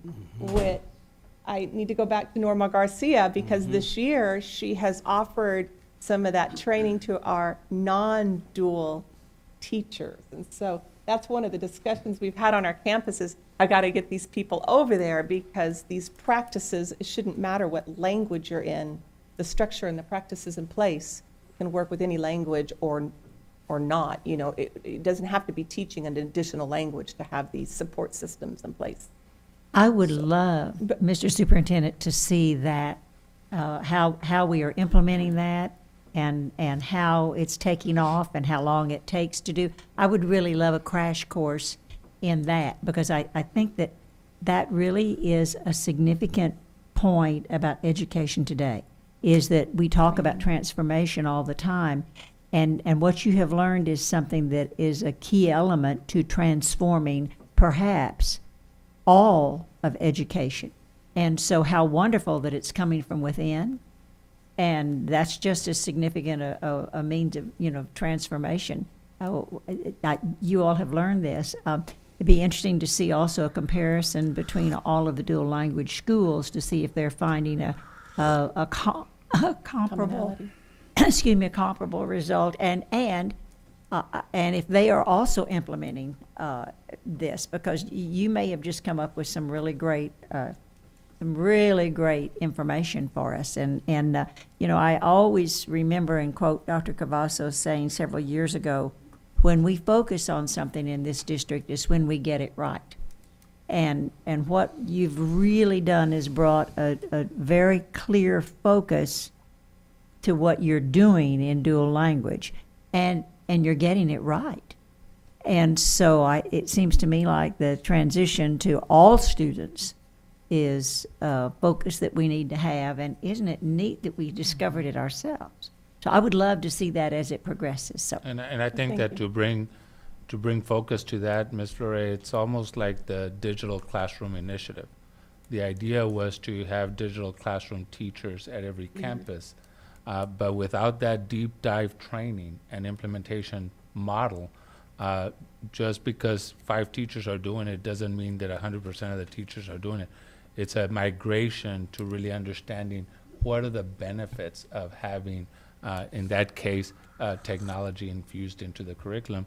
And so I'm very proud of Christy and her staff realizing that there's some strategies here and best practices that all the campus and the whole culture of the campus can benefit from it. So we're really interested in seeing that unfold, Christy, as you move along.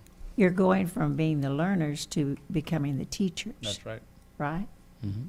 That's really neat. Thank you. We're proud of you all. We're very excited. That's wonderful. And Norma, thank you. Dr. Thank you. Pettis. Yeah, Thank so you, Ms. I just, Floria.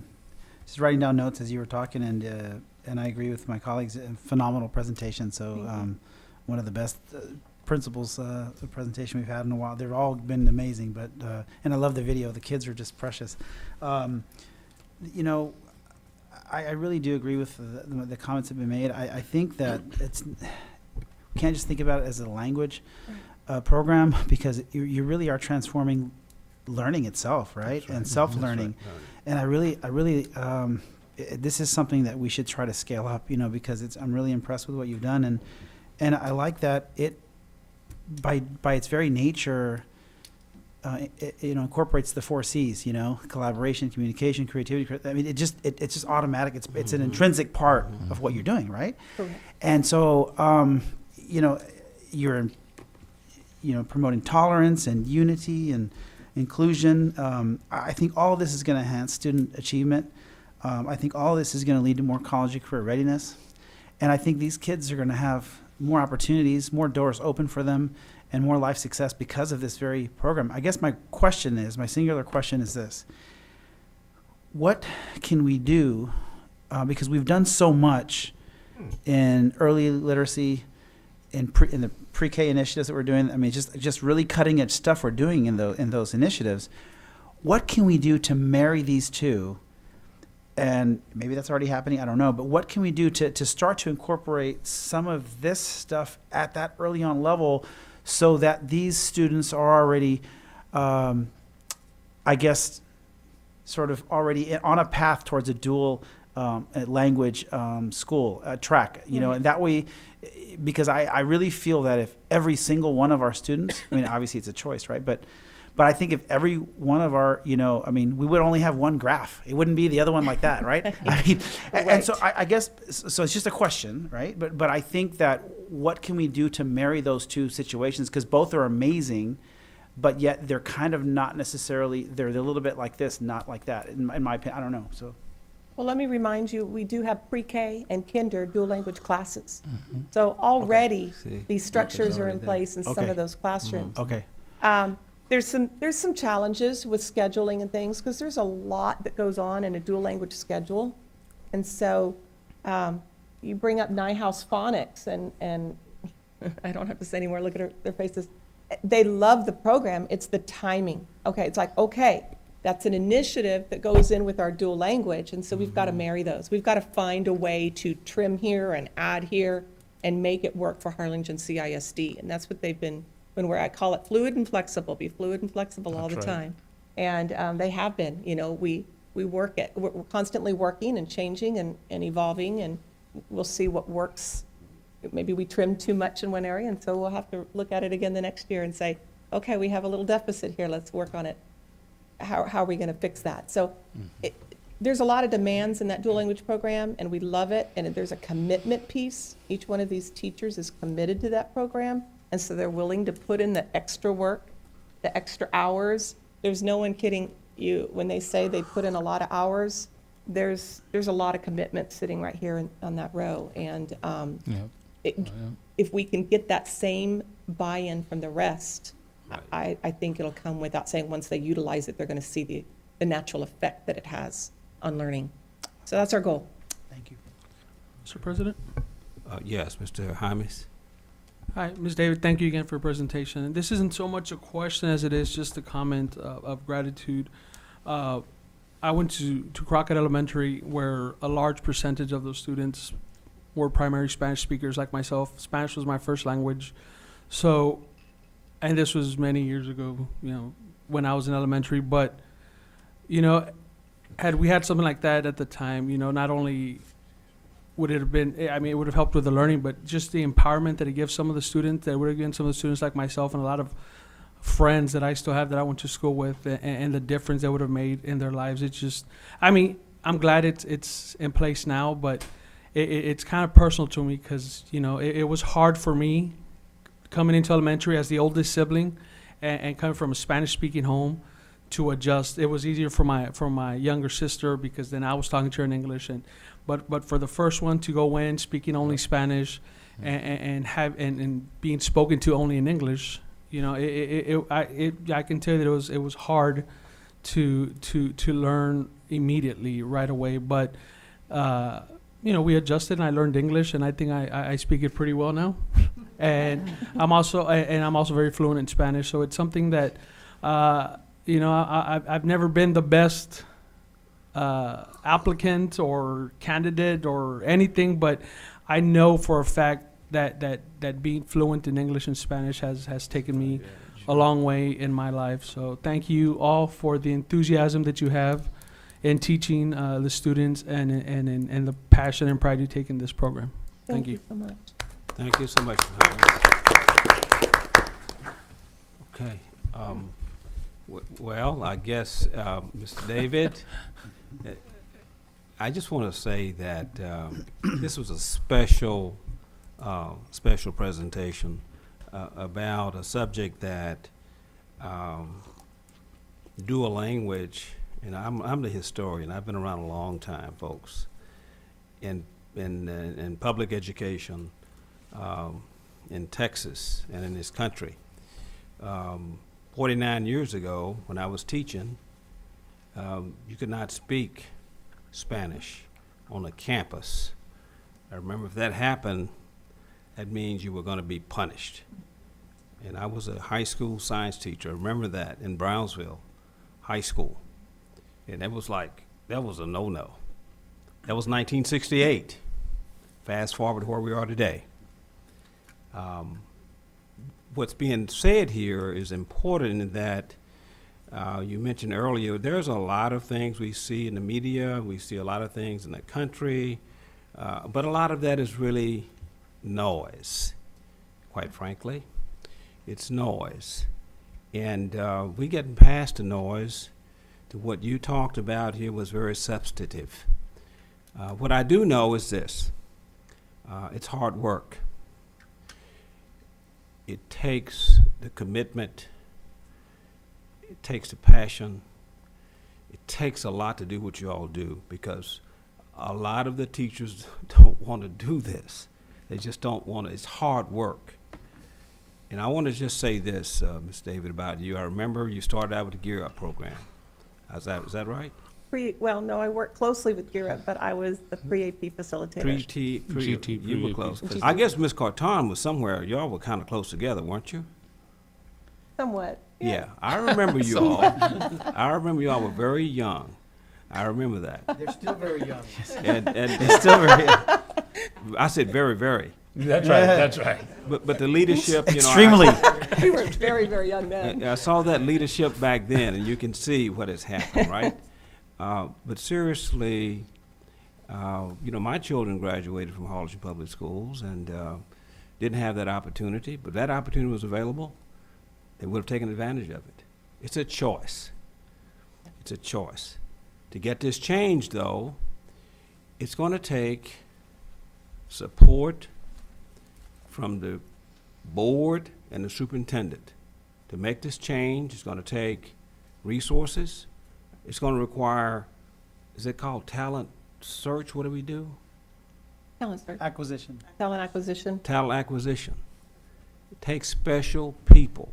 And I think that's a piece that we might want to look at. That's an important piece right there there. are people out there that would want to do this.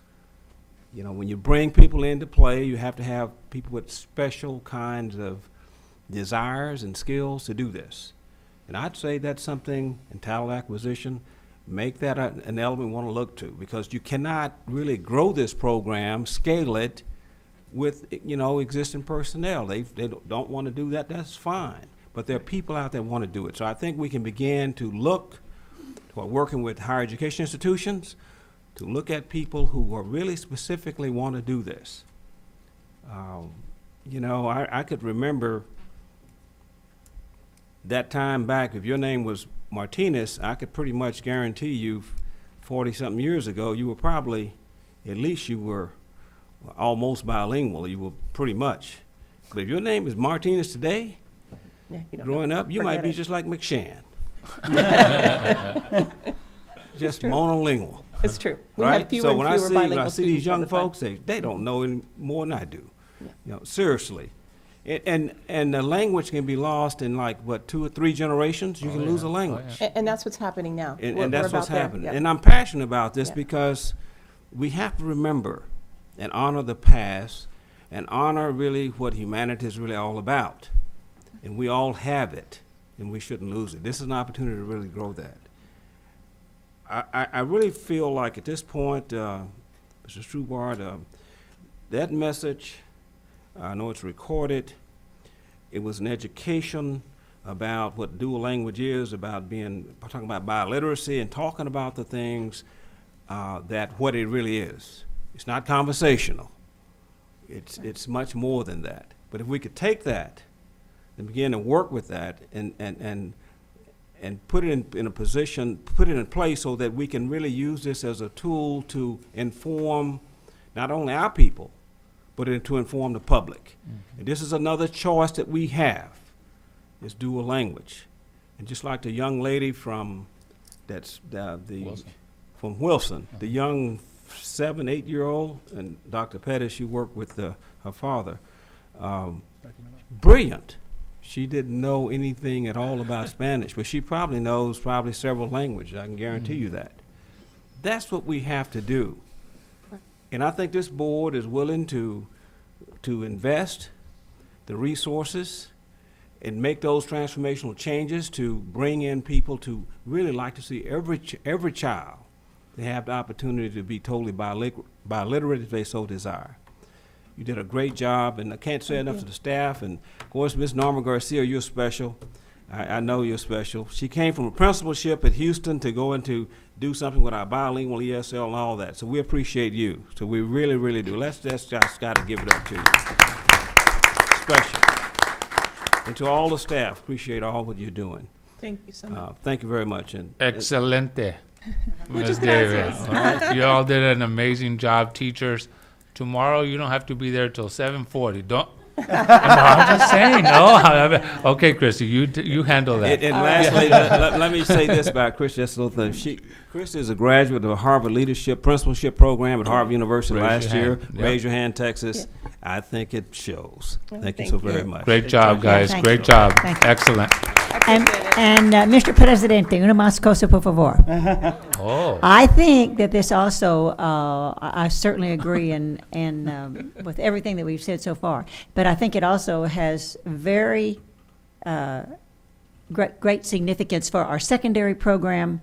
We work so much in our science areas, and I think that this is, in fact, I'm sending right now 2 of the quotes that you gave us in terms of the career and occupation and the fastest growing. It's very important for us to remember that foreign languages are extremely important for us to continue focusing on in our secondary years, because above and beyond this outstanding bilingual program, a dual language program that we have foreign language programs in our secondary schools that we need to focus on and emphasize and graduate with. You know, you can almost not get a master's degree these days in many fields without being able to pass a second language. And so we've got a lot of work to do with our languages, and this is just a highlight of a great way to begin it. But I'd like to just be sure we all remember we've got secondary languages we've got to focus on too. Okay. Thank you so very Thank much. you, Great Thank you job. so much. Thank you. Thank you, all. Christy. Thank you. Very well. Yeah, great job. Public comments. Sonia. Public comments? Anybody signed up? Okay, very well. Let's move then to matters relating to curriculum and instruction, statewide student assessment, and preliminary 2017 accountability ratings. Ms. Dahlia Garcia.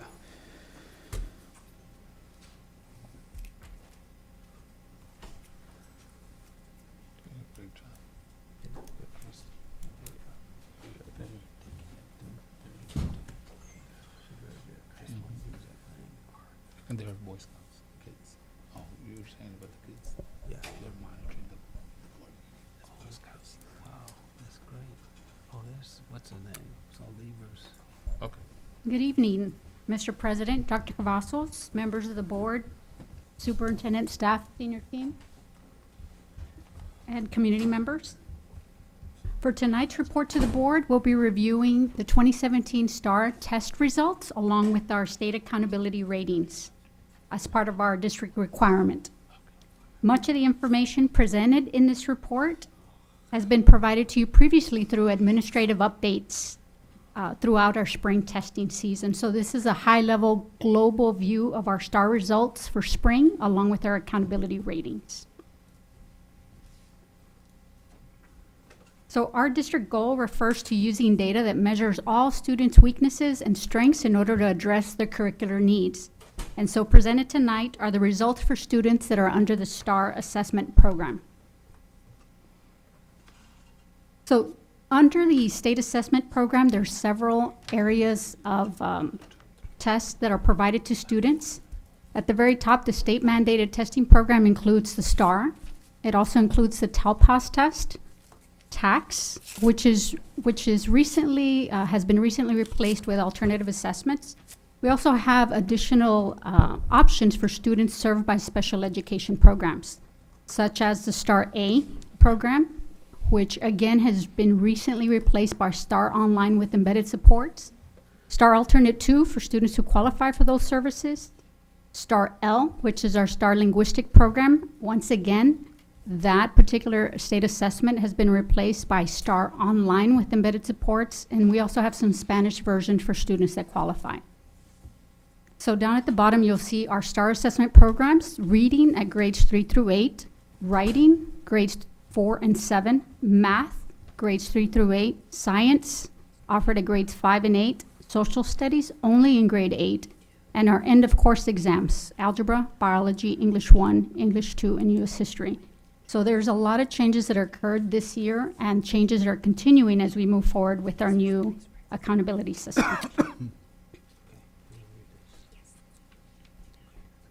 So this is a graph for all students' test results in the area of reading. You'll see our district results at the top, along with our state and region. So our state results, you'll see there, are denoted with the orange line, and our region denoted with the yellow bar graph. But the data tables are right up above if you're unable to see the metrics on those graphs. The district is the blue bar. So as you can see, for reading, we have 3rd all the way to English 1 and English 2. 3rd, 4th, and 5th grade levels exceeded the state at each of those grade levels. And you'll see there at 3rd grade at a 74 exceeded the state in the region.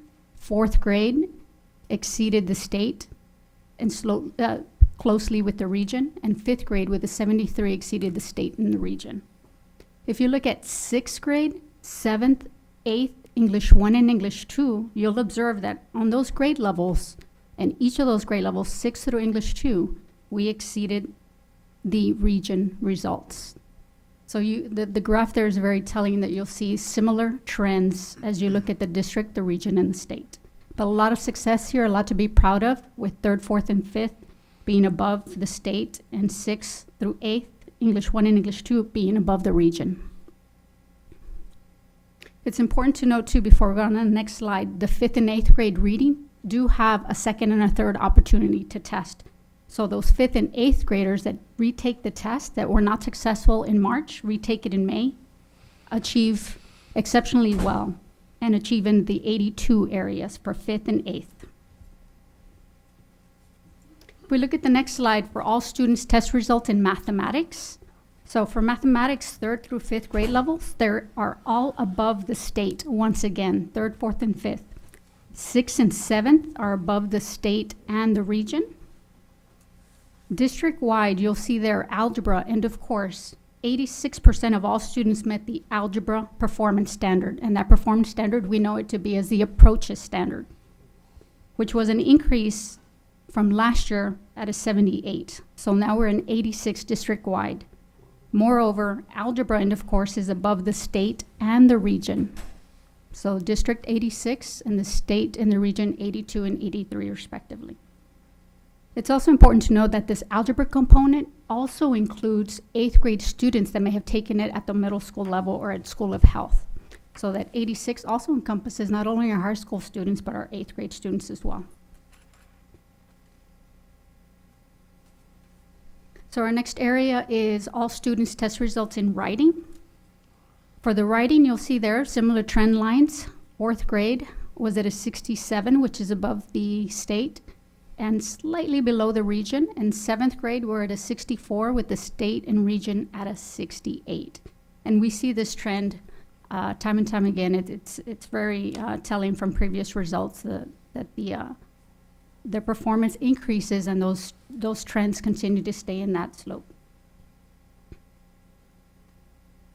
In the area of all students' test results in science, you'll see there our 5th grade was at a 77, which was above the state and the region. So we have a lot of metrics that are across grade levels that are above the state and or the region level. In 8th grade science, we were slightly lower than the state and the region with the 69%. District-wide, for biology, we're at 81% of all students met that performance standard, which was consistent with the region and just slightly below the state at an 85%.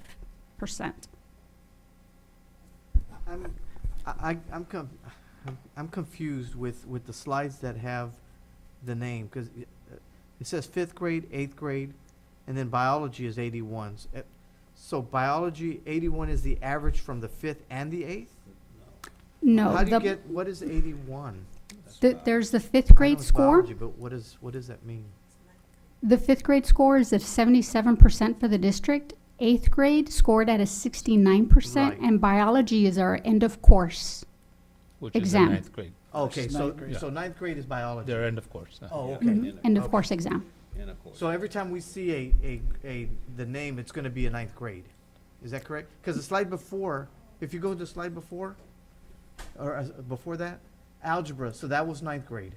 Is that correct? Correct, but it also does include some of those students that took that algebra level course as 8th graders. So this is the algebra end of course exam, Okay. which is the course that students take for high school credit. And once they complete that course, they take that end of course exam. Gotcha. Okay, thank you. Mhm. Can I? Yeah, the end of course exams are algebra, biology, English 1, English 2, and US history, which are high school level courses. And Dolly, if I could ask another question. When you say the region, is that inclusive of all public schools, Just including region HCI, one. including like IDEA and also South Texas ISD? Is that like all students or? Yes, Okay. this is the Region 1 Region Service 1, Center, which so- comprises of about 43 districts in Okay, Region 1 right. area. Yeah, Thank you. That's an aggregate. from Mhm. Laredo to Brownsville. Yes, great question.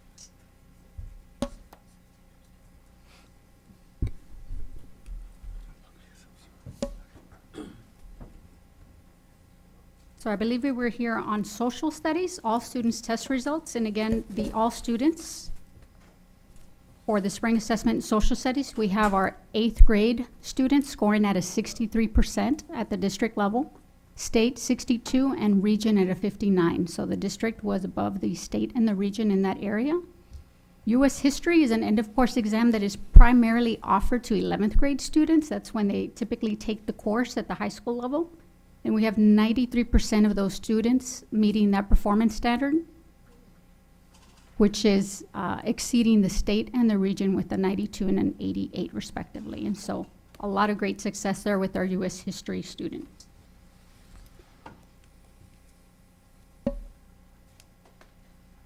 So also, as far as state assessments, TEA designed the STAR Alternate 2 to assess students in grades 3 through 8 and high school who have significant cognitive disabilities and are receiving special education services. So there's probably a little over 100 students in the district taking STAR Alternate 2. And you see a lot of these students in our life skills program. So you have very small numbers taking these tests. And so sometimes due to those small numbers, we're not able to reveal that because of that FERPA law. But you'll see here some of the performance of those students. And again, we have slightly over about 100 testing in the district under STAR Alternate 2. So they are still required to take the assessments in each of these subject areas, and you see the performance there in grade 3, 100 for reading, 100 for math. You see the performance exceptionally well in grade 4 as well. So you see them there in each of the subject areas, and they, again, grade 4 and 7 are in the writing. Grades 5 and 8, they take the science, and again, grade 8, they take each of those areas, including science and social studies.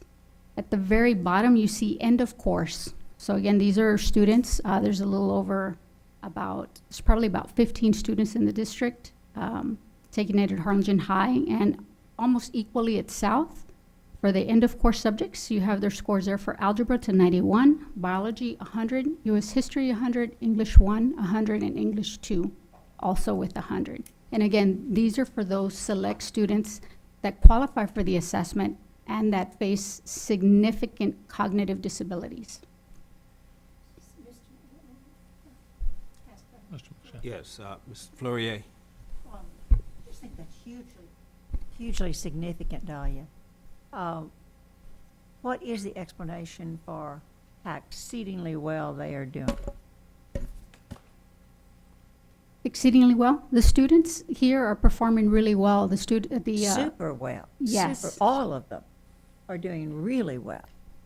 It's a different assessment that's really catered for the student, but they're still required to teach those particular TEKS for that particular subject area. So they have an expanded window of time. It's not a one-day test. They do have a window of time to test the students. Wow, though, still. Yes. Significant disabilities. That, kudos to the students and kudos to the teachers. Wow. Go ahead. Are they does this category affect in the future the grading system, like grading the district, or the campus? Yes. It's in the accountability system. It is? Yes, the STAR alternate 2, every student counts in the accountability system. So that includes the performance of these students in STAR alternate 2. So kind of to what Ms. Fleury is saying, so this category is not going to really affect us because they're doing an amazing job in this category. Is that a fair statement? That's a fair statement. It still affects us. But obviously in a positive light, because the scores are tremendously well. Mm-hmm. Yes. Okay, thank you. Good. So also under the state assessment program is the TALPAS test, and TA designed this test to assess the progress of our limited English proficiency students. And so there you'll see the TALPAS overall composite scores, and the composite scores are really comprised of a lot of little moving parts in TALPAS. So these students take the TALPAS test in the areas of listening, speaking, writing, and reading. So they take the TALPAS in addition to the regular STAR exam. They also have a window of time to take the test within a certain window. But this measures the level of performance of these students in those particular areas. So anytime a student enters into U.S. schools, they're placed on a plan based on the number of years in U.S. schools. So you'll see here their performance. You'll see at the very legend at the bottom. This is a composite of the listening, speaking, reading, and writing scores by years in U.S. schools. So at the very bottom, you'll see the performance that these students can reach. So you have a beginning performance. They rate them beginning if their skills are not where they need to be. Intermediate, advanced, and advanced high is the highest score that a student can achieve under TALPAS. So you'll see there first-year students in that first section of that bar graph. These are students that are first year in U.S. schools, and you'll see their performance there. So their first year in U.S. schools, they test TALPAS, and you'll see that 28% of them scored at the beginning level, 42 were at the intermediate, 21 in the advanced level, and 7% at the advanced high. So as a student moves into the second year in U.S. schools, you'll see some of those performance levels shifting, which is what we want. We want them to move more into the advanced and the advanced high the longer they stay here in U.S. schools. And so when you take a look at your 4th and your 5 or more years, you'll see there, for example, in the 4-year. So 4 years in U.S. schools, there's 3% achieving a beginning, 17% in an intermediate, 42% of those students reach an advanced and 38 achieving advanced high. And you see those numbers climb a little more once they've been with us for 5 or more years. You'll see their performance grow. So, question, Mr. President. So, Yes. is it logical to assume that some of these students will be in our dual language programs? Yes. So, as we expand those and see continued success, these numbers should just go up higher and higher and higher, right? By next year. That's right. Just kidding. But you see their level of performance increase as the years go by, and they pick up that English language acquisition piece. Mhm. But the scores that the students achieve here in TAPAS directly correlate. They obtain an ELO progress measure, and that ELO progress measure is incorporated into our accountability system, and that's where students, that's how the students are rated in our accountability system on STAR. So these students take the TAPAS and they also take the STAR exam. So. Yeah, it's a big challenge. So the performance, again, of these students advanced and the advanced high, the longer they stay here in U.S. schools. And so when you take a look at your 4th and your 5 or more years, you'll see there, for example, in the 4-year. So 4 years in U.S. schools, there's 3% achieving a beginning, 17% in an intermediate, 42% of those students reach an advanced, and 38 achieving advanced high. And you see those numbers climb a little more once they've been with us for 5 or more years. You'll see their performance grow. So, question, Mr. President. So, Yes. is it logical to assume that some of these students will be in our dual language programs? Yes. So, as we expand those and see continued success, these numbers should just go up higher and higher and higher, right? By next year. That's right. Just kidding. But you see their level of performance increase as the years go by, and they pick up that English language acquisition piece. Yeah. Mhm. But the scores that the students achieve here in TAPAS directly correlate. They obtain an ELO progress measure, and that ELO progress measure is incorporated into our accountability system, and that's where students, that's how the students are rated in our accountability system on STAR. So these students take the TAPAS and they also take the STAR exam. So. Yeah, it's a big challenge.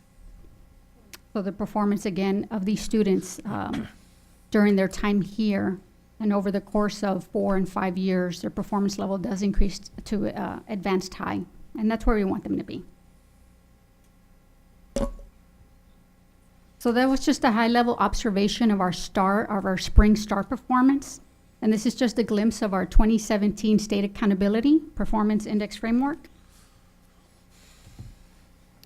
And so this past year, we were under the Performance Index Framework, and that Performance Index Framework consisted of 4 performance indexes that was used to measure our performance for every campus and across the district. And you see there for Index 1, that was for student performance, our students meeting that standard, that passing level performance standard. For Index 2, student progress, our students making progress from one year to the next.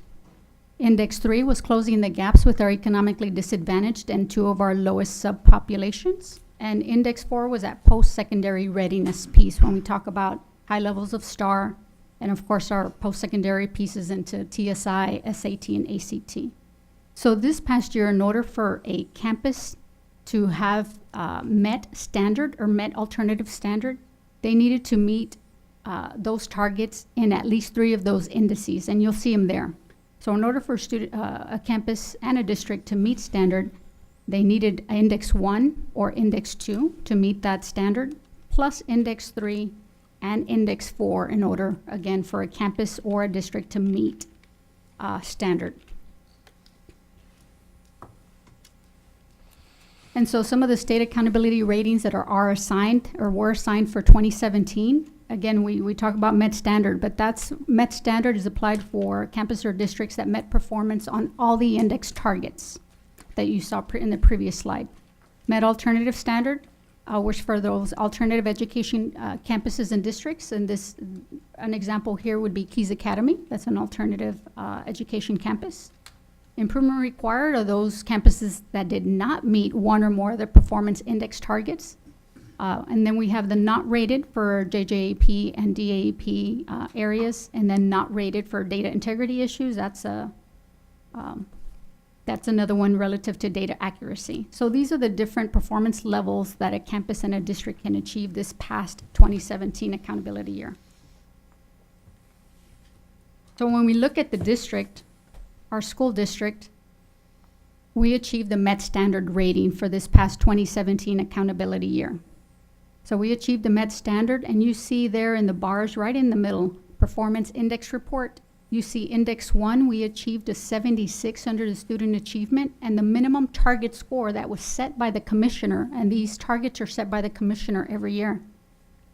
The target score was a 60, and we attained a 76 for the student achievement piece. For index 2 there in that blue bar, you see student progress. The target scores that was set to meet this index is a 22, and we attained a 43% there. Index 3, closing performance gap. Again, this is relative to our economically disadvantaged group and our 2 lowest subpopulations. Target score was a 28, I believe, and index 3 is a 45. We achieved a 45, and index 4 is our post-secondary readiness. Target score was a 60, and we attained a 78. So well above the target rates in those areas.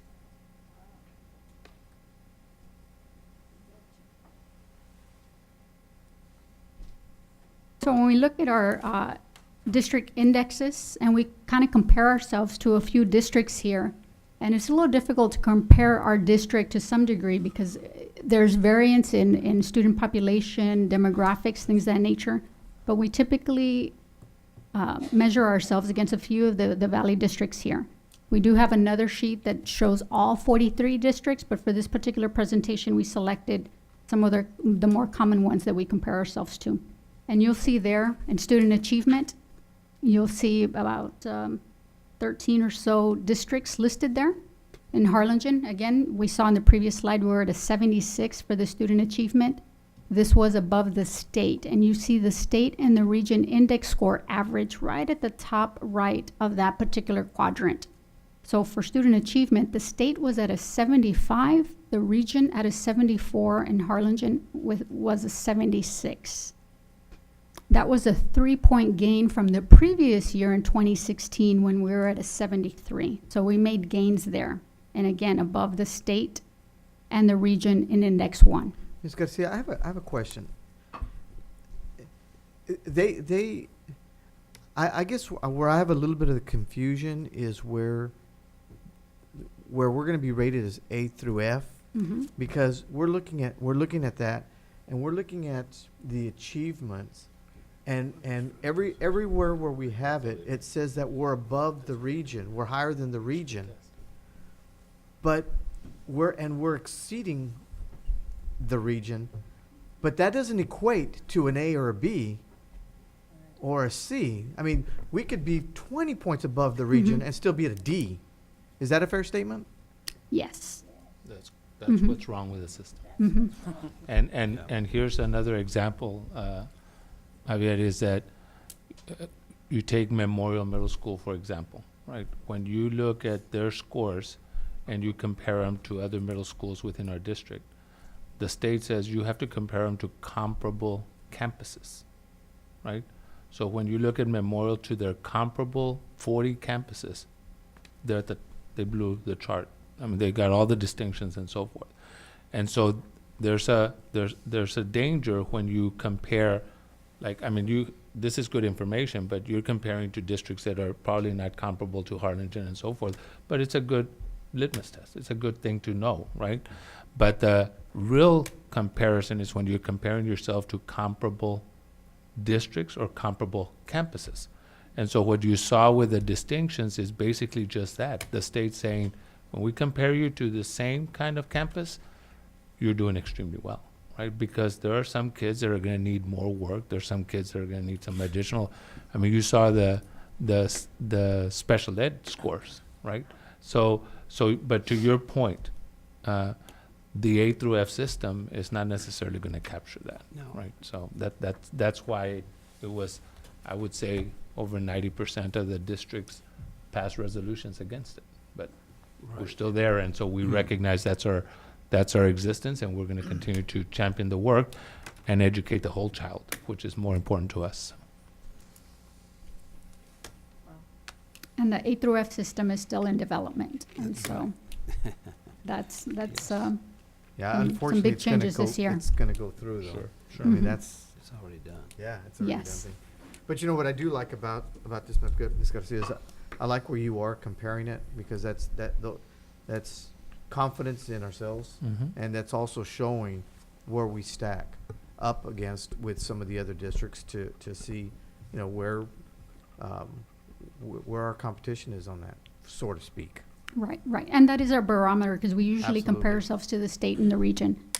What will be new for the new A through F system is that in the A through F system, we will be compared to other districts That are like us. that are like us. So that will help kind of give us a better gauge of where we stand amongst our districts that are like us.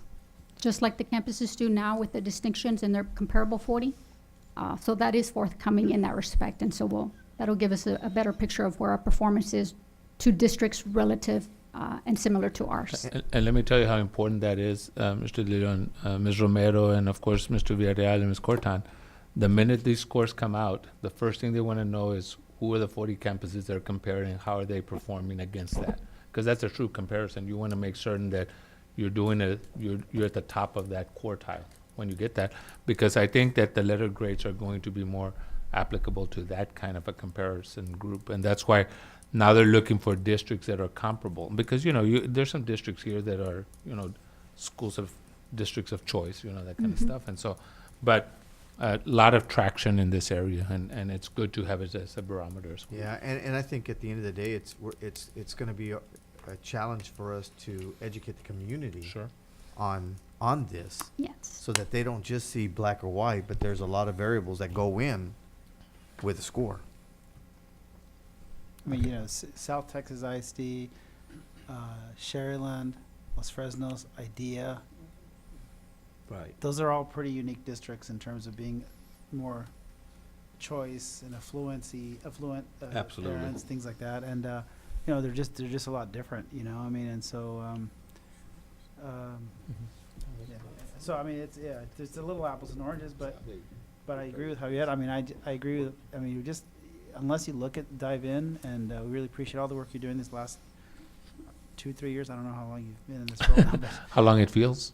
yeah, don't answer that question.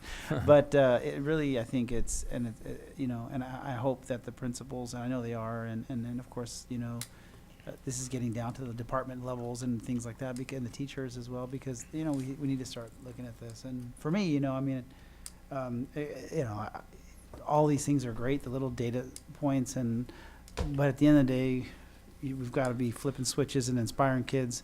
Right. We've got to be, you know, have the right culture, the right leader at the campuses, and we have to just, at the end of the day, how many students are attending college, There or you go. or you know, or Yes. you know, or you know, I don't care if it's university or anything.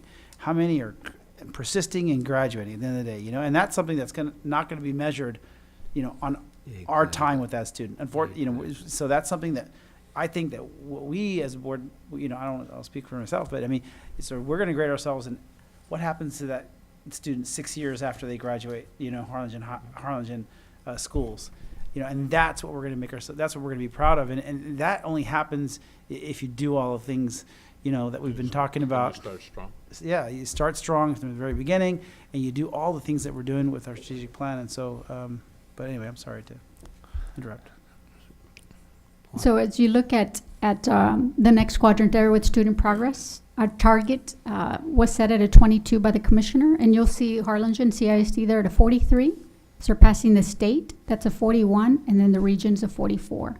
When you compare ourselves to 2016 from last year, we made a gain of 2 points. On closing performance gap on the bottom left quadrant, the target was 28. Harlingen was at a 45, again surpassing the state and consistent with the region there at 45. 4-point gain from previous year. And in our last index for post-secondary readiness, target was a 60. We're at a 78, again surpassing the state. That was at a 76, and the region overall was an 83. That was a 1-point gain from last year. So overall, when you look at, and again, this is just high-level observation of the indices for the districts compared to other districts here in the region, our index scores compared favorably to the state in all indices. And so that says a lot about the work the district, our teachers and staff are doing here in the district.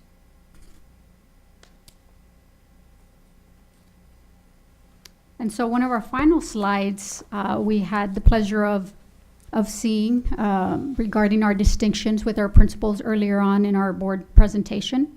But this is a listing of all our campuses, their accountability rating for this 2017. All of our campuses met standard. Keys there, meeting the alternative standard as an alternative education campuses. But all of our campuses met standard performance. They met all the indices in each of those 4 indices. And then you see our distinctions on the far right for each of those campuses that were celebrated earlier. And as it was mentioned, there was 103 distinctions across the district. A lot to celebrate, a lot to be proud of there. 23 of 27 eligible campuses earned 1 or more distinctions. And again, as Dr. Nogales mentioned earlier, that this is 31 more distinctions than we had earned in 2016.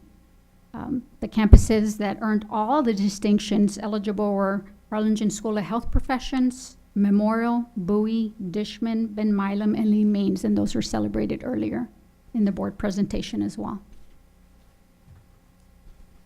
So a lot of the information is public, and it can be found on the TA website, and there's the link there. Again, the accountability system is a very complex system, and even at that, it's going through a lot of changes this year with our House Bill 22 and our A through F system. But again, this was just a high-level observation of our 2017 STAR performance along with our state accountability ratings. Mr. President? Mr. Leon, yes, sir. Ms. Garcia, I think you did a fantastic job, and you made it very easy for us to understand and to read, and because I can tell you what you do and everything that you research and all the data is about 1,000 pages, you know, so this is like 5 that you compressed it, so you made it reading for dummies, you know, so I do really appreciate the simplicity of how you set this up. I will tell you, one of the only things that I think we're going to be having in terms of a challenge in the future is whether it's right or whether it's wrong, whether it's fair or whether it's not fair. When this A through F comes to fruition, the community that's all they're going to look at. Mm-hmm. They're going to look at, is it an A, is it a B, is it a C, or a D, or an F? Because that is how we grade our kids. That's how our system, that's how society is. And that determines good or bad, uglier or clean. And so, you know, it's not fair. And I think that's going to be something that we're going to have to continue to champion to see how we can make some of the changes, or I don't know. I think it's going to be a challenge. It's not going to be a challenge for HCISD. It's going to be a challenge, and not only for the state. It's going to, well, actually the state, because I don't think this is a nationwide thing, is it? No. So definitely for the state of Texas, I think we all are going to be experiencing this, and I think we're going to get a lot of bumps and bruises, and I think the A is not going to really signify the whole story, and I don't think a D or an F is going to signify the whole story. So I think it's going to be something that we're going to have to work on. The individuals on the left hand side over there it's going to be a big job for them and for all of us. So we're going to have to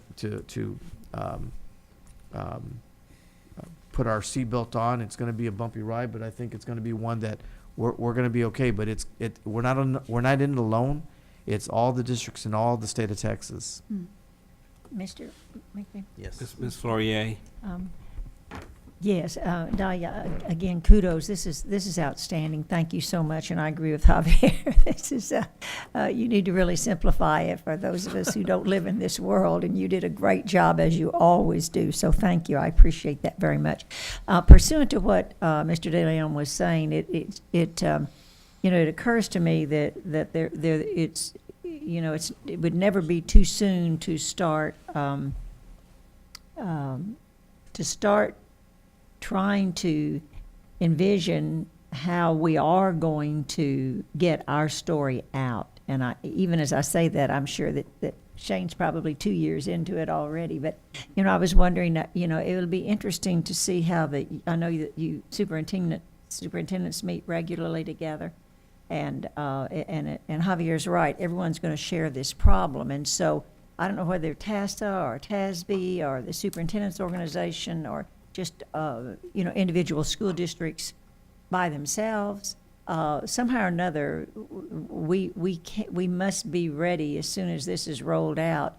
We need to roll out side by side what our message is. You know, we can't get behind on that.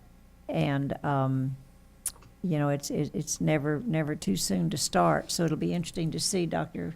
Cavazos, what you all are coming up with in terms of a rollout of other means of communicating how well we are doing. I think rather than being a service to the state, I see it as a distinct disservice because it will not, in fact, communicate information that I, as a parent, would have wanted communicated. It will be very confusing, as Mr. De Leon says. And when I had my conversation with the head of the Senate committee, he thought he was reassuring me by saying he thought that there were probably very few districts that would be Fs. And I said, with all due respect, sir, I'm not thinking of an F. I'm thinking of all the parents that have the expectation of having A schools, and their great disappointment is going to be not getting A's. And he seemed genuinely shocked. And I think there's a tremendous disparity of what they're thinking up in Austin, certainly what he's thinking, and what the public and the citizenry of this state is thinking. And what we've seen here tonight, I would challenge anyone in education to tell us that we haven't seen A's here tonight. With all of the reports and all of the students, and this is A work, A quality work. And you look at the slide that you had earlier, all met standards, all with the checks, and 103 with that. I see that as an A. But the state is not going to be seeing those things as an A. So somehow we're going to have comparable rollouts, and we have to be Johnny on the spot and have it as soon as they bring it in. Yeah, and Mr. President, if I could just add to that, I agree with all these comments. You know, I just think that we can't be reactive. We've never been reactive. Yeah. We need to continue to be proactive. And you know, I speak with great pride often to folks that are not in our district and things like that about a proactive nature of our transformation. We didn't wait for the state. You go back to the 9th grade academy, we were coming up with these pathways before they told us in statute what to do. I mean, we were doing these things and with arts leadership. And the other thing that I think that's so important in this is to keep telling our story of our transformation, Right. number one. And number two, I think the Realizing Our Dream scorecard is cutting edge in all this. And we're already doing that. We've been doing that. We're not telling anybody, you know, we're not waiting for them to tell us what they're going to measure and what. We care so much about our students and their success that we're doing this ourselves. I think we tell that story, not react to some, you know, pardon the French, but crap coming from, you know, Austin, but to do the right stuff ourselves, to be accountable to ourselves and to our community and to our parents and to the students and everything else. But that Realizing Our Dream scorecard, I think, is something that we should view with great pride, because we're doing it already on our, you know, we're doing it. And so I don't know that we need to do anything else but just sell our transformation, sell our story, and tell people what we're doing, because we care so deeply about our students and their success. So, I mean, that's I agree, Dr. Pettis, and you're right, because we know the great things that are happening. We know the impact that we're making on the community. We know that the level of proficiency that we're raising these kids to. We know the impact that we're providing everyone. But if a campus has a D or an F, they don't know. And in the absence of information, perception will become reality. I agree. And so we do have to be proactive, and we do have to to tell our story, because in the absence of not telling our story, one will be told for us, and that is the state saying we got a D, an F, a And I C. agree, and we're saying the same exact Yeah. things. We're saying the So exact. we, you know, it's not fair, but it's just something that, like you said, we've never waited for someone to tell us what to. We just need to be proactive and create something with Shane and with the team that we have, which is amazing. And how do we set this up? How do we do it? How do we incorporate? What is the message in the future? And I think what we're doing now is talking about it, and that's the very first step to changing things, is talking. Because if we put it under the table, we put it under the rug, and we just say, well, you know, things may change, they may not, and we want to be ready in the event that it does come, because we do have a great story to tell, and we do have a great message. Just needs to, and we need to continue to tell it. Well, thank you all very much. I just, you know, to put this into perspective, we're right. We have to strengthen our advocacy. Dr. Pettis, you're right. We have to tell our story. But let me just say what's happening at the state, as far as the legislature, the state, as well as the national level. We need to know that there is a movement to strengthen charter schools throughout the nation. Secretary of Education Betsy DeVos gave $67 million to Idea Charter Schools to expand charters in Austin, San Antonio, Tarrant County, El Paso, and the Rio Grande Valley. So we need to know that. $67 million was just allocated from the feds. So we know there's a movement at the federal level to support charter schools and not public schools. We also know that in the legislature, the Senate has not been really supportive of public education. If you look at all the elected officials, all need to account for what they represent in regards to public education. That includes our senator here in the Rio Grande Valley, who has not been supportive really of our initiative in public education. We need to know that the House of Representatives, the chairman of the Public Education Committee, Dan Huberty, who was just given the Key Communicators Award at the TASA-TASB conference that we just had in Dallas. Chairman Huberty spoke to a group of board members at the Callis School Board Advocacy Network. He is a Republican, but he's a big supporter of public education. And thanks to the House of Representatives, we don't have the vouchers, we don't have the kind of things that really the Senate wanted to do. So we just need to be mindful of our elected officials and what their record is in terms of what they support. And locally, we need to hold them accountable, and statewide, we need to tell what our message is. We definitely have a great story to tell. We're going to continue to tell that story. Public education is partnering with Raise Your Hand Texas in particular, and it's a very, very strong nonprofit that you know that it's a nonprofit that's Charles Butt, the billionaire who takes no money from anyone, but is a strong proponent of public education, and it's been really has marshaled a strong advocacy that help us, and we collaborate with them.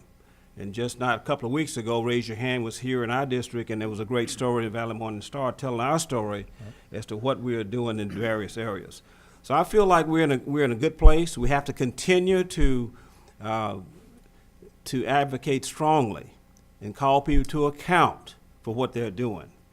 And you know that, and I mean this in terms of, and this happened as we know that this board came together with other city officials when something happened and it was introduced to the legislature. I won't go into details on that would have impacted Harlingen CISD, but that didn't happen.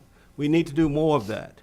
We need to, the people that we know, we need to let them know where they stand, and then we're not going to be a secret agent. We're not in the security, we're not in the Homeland Security business. Need to let people know where they stand and where we stand. We know that we're doing a great job here in Harlingen and really districts throughout the valley in public education. But also, Ms. Garcia, you provided us great information about the research tells us the story. And one of the things that happens in looking at the data, you probably wonder about one particular elementary school that did not show, you say, why didn't they get distinctions? Well, it's not that the students aren't performing at the level. They're performing really very well. But when you look at the socioeconomics of that campus, and you look at they are being compared to districts in Round Rock and in Katy and in Humble and in Northside San Antonio, those are wealthy districts. So that campus was put in that category because parents didn't disclose certain information financially, so they got put in that category and were competing at that level. So if we tell the public that, they'll understand their children are doing very well. It's not that that campus is not doing as well as some think it is. That's a perception. So we need to make that perception become a reality. We need to be totally transparent. And I simply want the public to know that we support what's going on in public education, specifically HCISD. And our fellow board members, they've been champions for what we've been doing for years. You're going to continue to do that. And we're looking forward to this, the coming year and the years to come, because we know that A through F system is in place. But let me say this. Chairman Hubert has said that it's the legislature that's probably going to address that A through F system. It's in place right now. But as commissioners leave, so will this A through F. So this is not something that's permanent, something that's temporary. Politicians, they come and go. So the legislature will ultimately determine what's going to happen. So I just want to make that statement, and thank you all so very much for your report. Great job, Ms. Garcia. Great job. Thank you. Okay. Now we move to approval of 2017-2018 district and campus performance objectives. Dr. Noyola. So, Mr. President, Dr. Cavazos, board members, senior team, and audience, tonight we bring forward for consideration and approval the district and campus performance objectives. TEC Code 11.251 notes that the Board of Trustees shall annually approve the district and campus performance objectives and ensure that they are mutually supportive to accomplish the identified objectives. Upon your review, you will note that the district and campus performance objectives are aligned to the specific results found in our strategic plan, thereby ensuring that we are all focused on addressing the goals that we outlined to our community. In addition, you will find that the performance objectives for goals 3 and 4 for the district and the campuses come directly from our local accountability system, which is the Realizing Our Dreams scorecard, which outlines those local objectives that we feel are important for our students outside of the state accountability system. And it also includes all the state performance measures that Mrs. Garcia presented earlier. These performance objectives will guide the work of the campuses throughout the rest of the year and now are an integral part of their campus improvement plans. At this time, administration recommends approval of the district and campus performance objectives. Mr. President, move approval of the 2017-2018 district and campus performance objectives as presented. Second. Motion by Dr. Pettis, second by Mr. Powers. Is there discussion?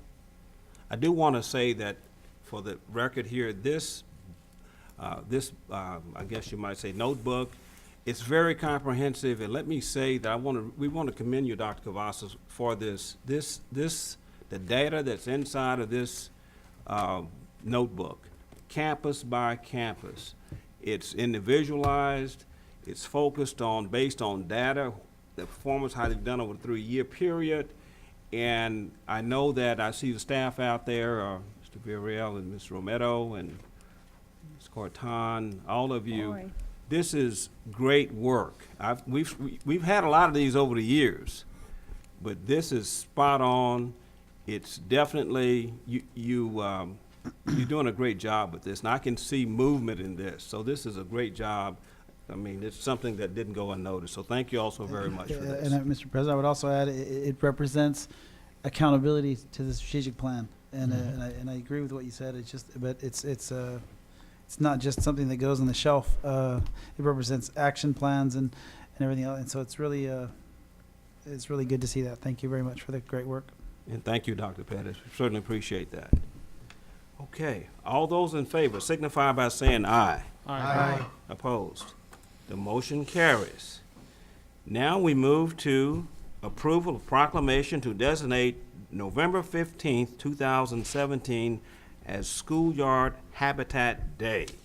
I have a proclamation, and I will have the honor here to read it for you. State of Texas, Cameron, County of Cameron, Harlingen Consolidated Independent School District. Whereas the Harlingen Consolidated Independent School District is in a subtropical urban region where our wildlife neighbors live, and whereas the national natural environment interwoven throughout our urban landscape is a treasure in which our wildlife neighbors provide many benefits to the city, such as dragonflies, frogs, lizards, owls, and bats that naturally serve as pest control, and butterflies, bees, and hummingbirds as productive pollinators, and whereas creating certified wildlife habitats at schools foster greater knowledge and understanding of wildlife habitats, which encompass basic elements such as food, water, shelter, and places to raise their young, and whereas the National Wildlife Federation NWF Certified Schoolyard Habitat District Program make our schools a healthier place for wildlife and humans alike, and whereas it is fitting and proper for the Harlingen Consolidated School District to create outdoor learning landscapes to continually focus on increasing student achievement. And now therefore, I, George McShann, President, Board of Trustees of the Harlingen Consolidated School District, by virtue of the authority vested in me and on behalf of the School Board of Trustees, do hereby proclaim November 15, 2017 as Schoolyard Habitat Day. Mr. President, it's with pleasure to make a motion for approval of the proclamation to designate November 15th, 2017 as a Schoolyard Habitat Day. Second. Motion by Mr. De Leon, second by Mr. Hymas. All those in favor signify by saying aye. Aye. Oh, very well, thank you. Now we have approval of missed instructional days waiver. Ms. Veronica Corton. Mr. President, board members, Dr. Gavasso, senior team, and our audience. I am actually here this evening to ask for permission to submit a missed instructional days waiver. As you may recall, on Friday, August 25th, all of our campuses were impacted by the day that we decided to take for safety. If approved, this waiver will enable the recapture of 420 minutes of instructional time. This day was needed to ensure student safety during the recent Hurricane Harvey preparations. The waiver will be filed electronically through the Texas Education Agency. Board members, administration proposes the approval of the waiver as presented. Mr. President, I move for approval as submitted. Second the motion. Motion by Mr. Powers, second by Mrs. Fleury. Is there discussion? All in favor say aye. Aye. Opposed? Motion carries. Thank you, Ms. you. Carton. Matters related to Transformation School Support, Transforming Teaching and Learning Committee Report, Dr. Nayola. Thank you, Mr. President, board members, Dr. Gavasso, senior team, and audience. At this month's Transforming Teaching and Learning Committee meeting, two topics were brought forth for consideration. The first topic you heard about just within the last approval, and that was related to the Schoolyard Habitat Day.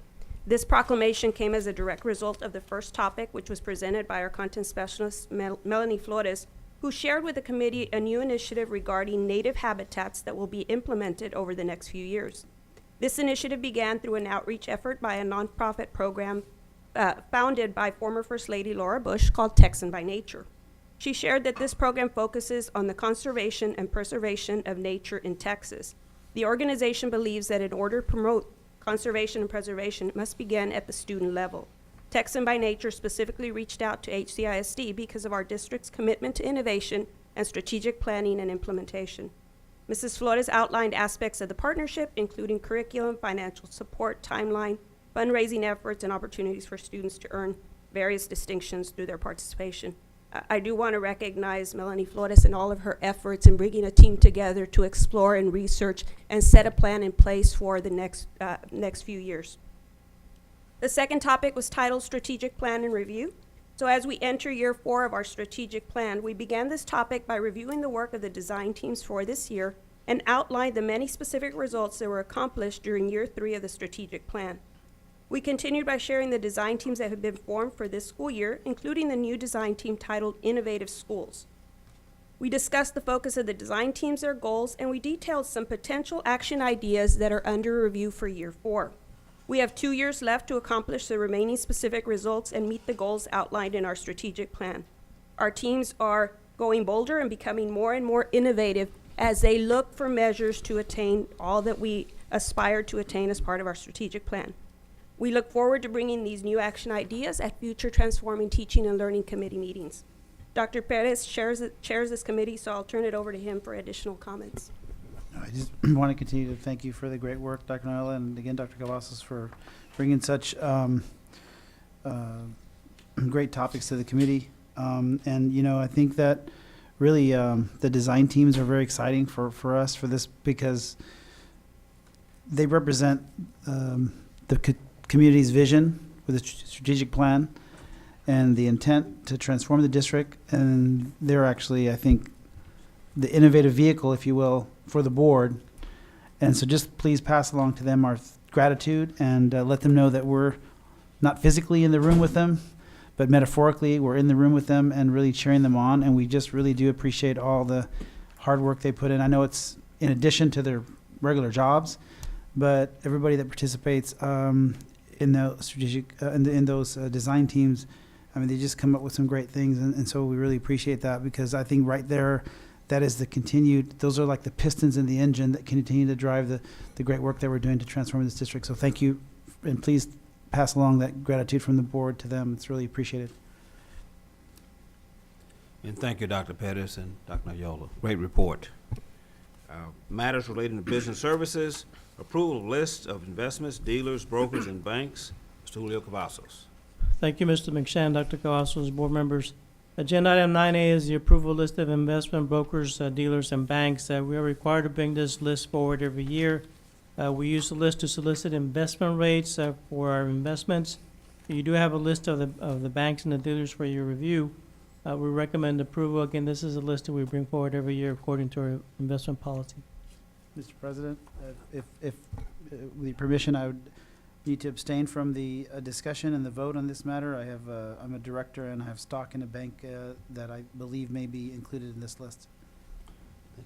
Mr. President, I also am an investor in one of the banks that are listed, so I'm also going to have to abstain. Thank you. What's your pleasure? Mr. President, I make a motion, where am I at? Mr. President, I'm sorry, I make a motion for approval of the list of investment dealers, brokers, and banks as recommended by administration. Second? A motion, Mr. De Leon, second, Mr. James. Is there discussion? All in favor, say aye. Aye. Aye. Opposed, motion carries. Matters related to district operations, facilities committee report, Mr. Oscar Tapia. We move on to the next one. Okay, You can take, oh, no. okay.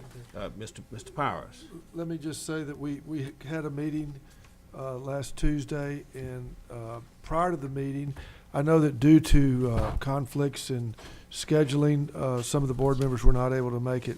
And I really would encourage everyone to try to set up a meeting with Dr. Cavazos and Oscar and do this, because I was just blown away with what our district has done with the communications, the new welding, the new body shop. It's just incredible. I also want to comment on Oscar's department and how tremendous they are and what they've done. I mean, a lot of the work that was done at these facilities was actually done by our own staff. And I mean, it is first-class professional work, welding, all kinds of things that have been done in these facilities. But the more important thing is, to me, these are first-class operations, and they represent the choice that we need to offer, that we are offering to the students of our district. And I think this, at a time in education where we are today and the need to compete, this puts us at the forefront. I mean, these programs are state-of-the-art and really, really exciting and challenging, and the interest that we're obtaining from our students is, phenomenal. So, Oscar, I want to compliment you and your staff. Ken Lee and all your staff on everything they're doing, because it's really first class. Thank you. Thank you, Mr. Powers. Board President McShann, members of the board, Dr. Yes, sir. Cavazos. The facilities report. The first item we discussed, of course, was the Kate visit that we did to the Harlingen High School facility to review all the academies. The facilities committee meeting was held on October 3rd. An hour before the meeting, we visited the Kate building and saw all the academies, the automotive repair, Peyton Auto Body, electrical plumbing, and dentistry academies. We toured the facility, saw the finished construction product, looked at the educational program, saw the teachers in actions with the students. Afterward, we came to the Media and Communications Academy here at the old band hall at the old Memorial School, and also saw the instruction happening and the graphic arts, media communications, and then the TV studio as well.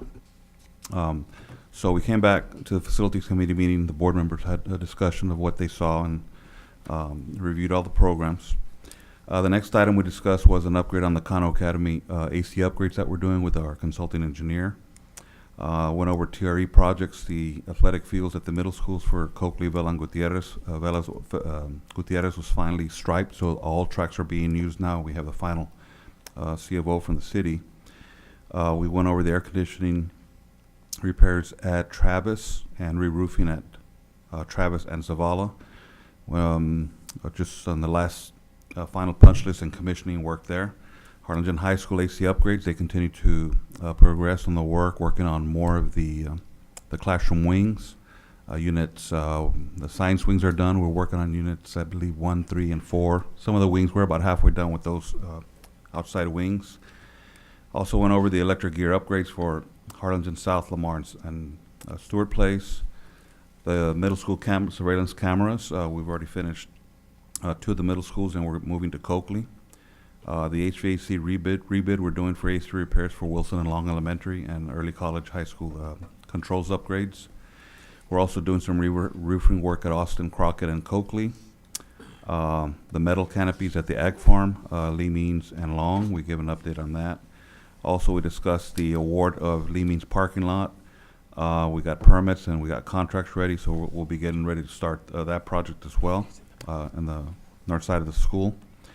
We gave an update on the softball and baseball field upgrades at Dixieland and Keys baseball fields. Of course, the weather has kind of slowed down the work a little bit on the parking and the building footprint as they're digging and excavating. It keeps raining, so it's slowing us down, but we'll get back on track as soon as the weather dries up a little bit. We also went over the Treasure Hills new wing. Just gave an update that we're negotiating the final contract with the architect, and he is working on the initial schematic design on one concept that we'll be reviewing with administration sometime later this week. And we also discussed the status of the Harlingen High School and Harlingen High School South Mini Stadium track and field turf projects. We've met with the architect. We're reviewing possible products and timelines with the architect. And the meeting concluded with Julio Cavazos giving a financial report update. So Mr. Powers is the chair, and I believe he's already made some comments. No, just again, compliments to you and your staff. It's just an outstanding job y'all are doing. Thank you. Thank you. Very thorough report. We certainly appreciate that. Thank you very much. Approval of final construction payment to Alpha Building Corporation for the Maca building renovations. Mr. Top.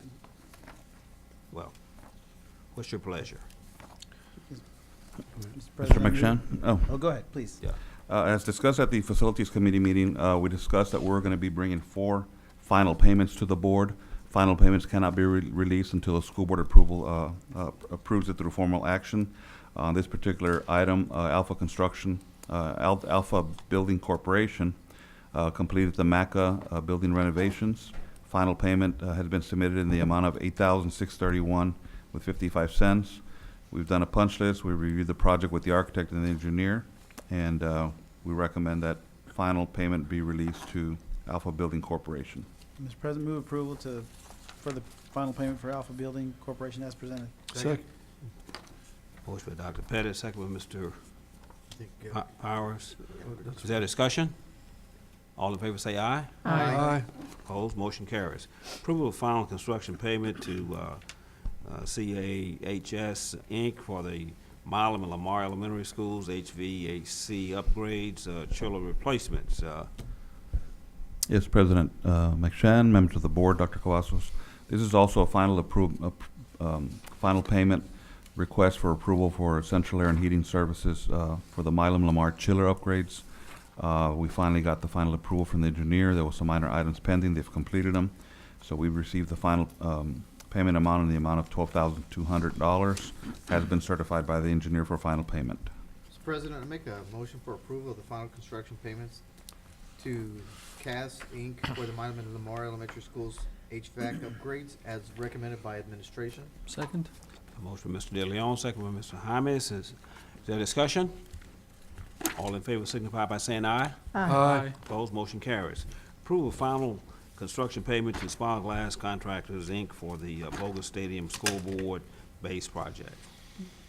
President McShann, members of the board, Dr. Cavazos, this is another final payment to Spyglass Construction for the completion of the Bogus Stadium scoreboard base. It's in the amount of $9,777.48. Architect was Megamorphosis. We've done final inspection. Everything's in order, has been completed, so we recommend final payment, and the certification for payment has been signed by the project architect. Mr. President, I make a motion to approve final construction payment to Spal Glass Contractors, Inc. for the Bogus Stadium scoreboard base project. Second. Motion Mr. Hyman, second Mr. Fleury. Is there discussion? All those in favor say aye. Aye. Opposed, motion carries. Approval of final construction payment to Metro Electric, Inc. for the electrical gear up updates at Harlingen High School South, Lamar Elementary, and Stewart Place Elementary. Stop here. Board President McShann, members of the board, Dr. Cavazos, this is the final agenda item for final payment on tonight's meeting. This is to release final payment to Metro Electric for the electric gear upgrades at the Harlingen High School South, Lamar, and Stewart Place. This payment is the amount of $20,783.75. Also been reviewed by our engineer. Final punch list completed. All documents have been submitted, and the payment has been certified for approval. Mr. President, I make a motion for approval of the final construction payment of the Metro Electric Corp. with Incorporated, Inc. Second. Let me finish, Greg Powell. I know I can't read, but for the electrical gear updates at Harlingen High School South, Lamar Elementary, and Stewart Place Elementary. Second. Motion by Mr. De Leon, second by Mr. Powers. Is there discussion? All those in favor say aye. Aye. Opposed, motion carries. It's 9:30. Adjournment to close or executive session pursuant to Texas Government Code Sections 551.071, 551.072, 551.074, and 551.082, the Open Meetings Act, for the following purposes: consultation with legal counsel concerning litigation pending in the matters style case number 716 CV 00411, Travelers Casualty and Surety Company of America versus Harlingen Consolidated Independent School District in the United States Court, Southern District of Texas, McAllen Division, and case number 2015-DCL-04578, SMAC, SMAC Mechanical, Ltd, DBA, Southern Mechanical Air Conditioning versus Travelers Casualty and Surety Company of America and Harlingen Consolidated Independent School District and 103rd Judicial Court, Cameron County, Texas.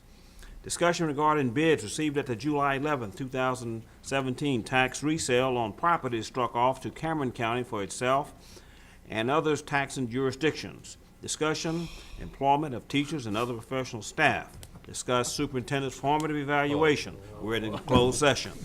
Hey, George, let's take John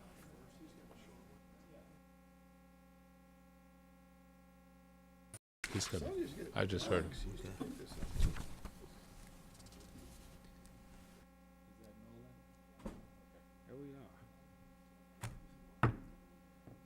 It is 11:18. We reconvene into open session for action on matters discussed in executive session. Consider and take possible action regarding litigation beginning in the matters styled. Mr. President, Yes. I Yes. And I mo- might, about this, item A is the same item that we discussed, prior to going to closed session. It's 11A. So with regards to the possible action regarding litigation pending matters in the case mentioned, I move that the superintendent, move as directed by legal counsel as discussed in executive session. Second. It's motion by Dr. Pettis, second by Mr. Powers. Is there a discussion? All those in favor signify by saying aye. Aye. Opposes? Motion carries. Consideration possible action on bids received at the July 11th, 2017 tax resale on property struck off to Cameron County for itself and other taxing jurisdictions. Mr. President, I move that we accept the bids as discussed in executive session. Second. Motion by Mr. Powers, second by Mr. DeLeon. Is there discussion? All in favor say aye. Aye. Opposed? Motion carries. Consider employment of teachers and other professional staff.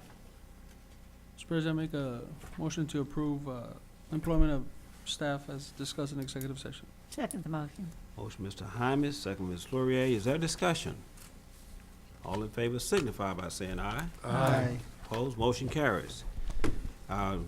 Superintendent's performance evaluation, not an action item. It is 11:20, and this meeting is adjourned.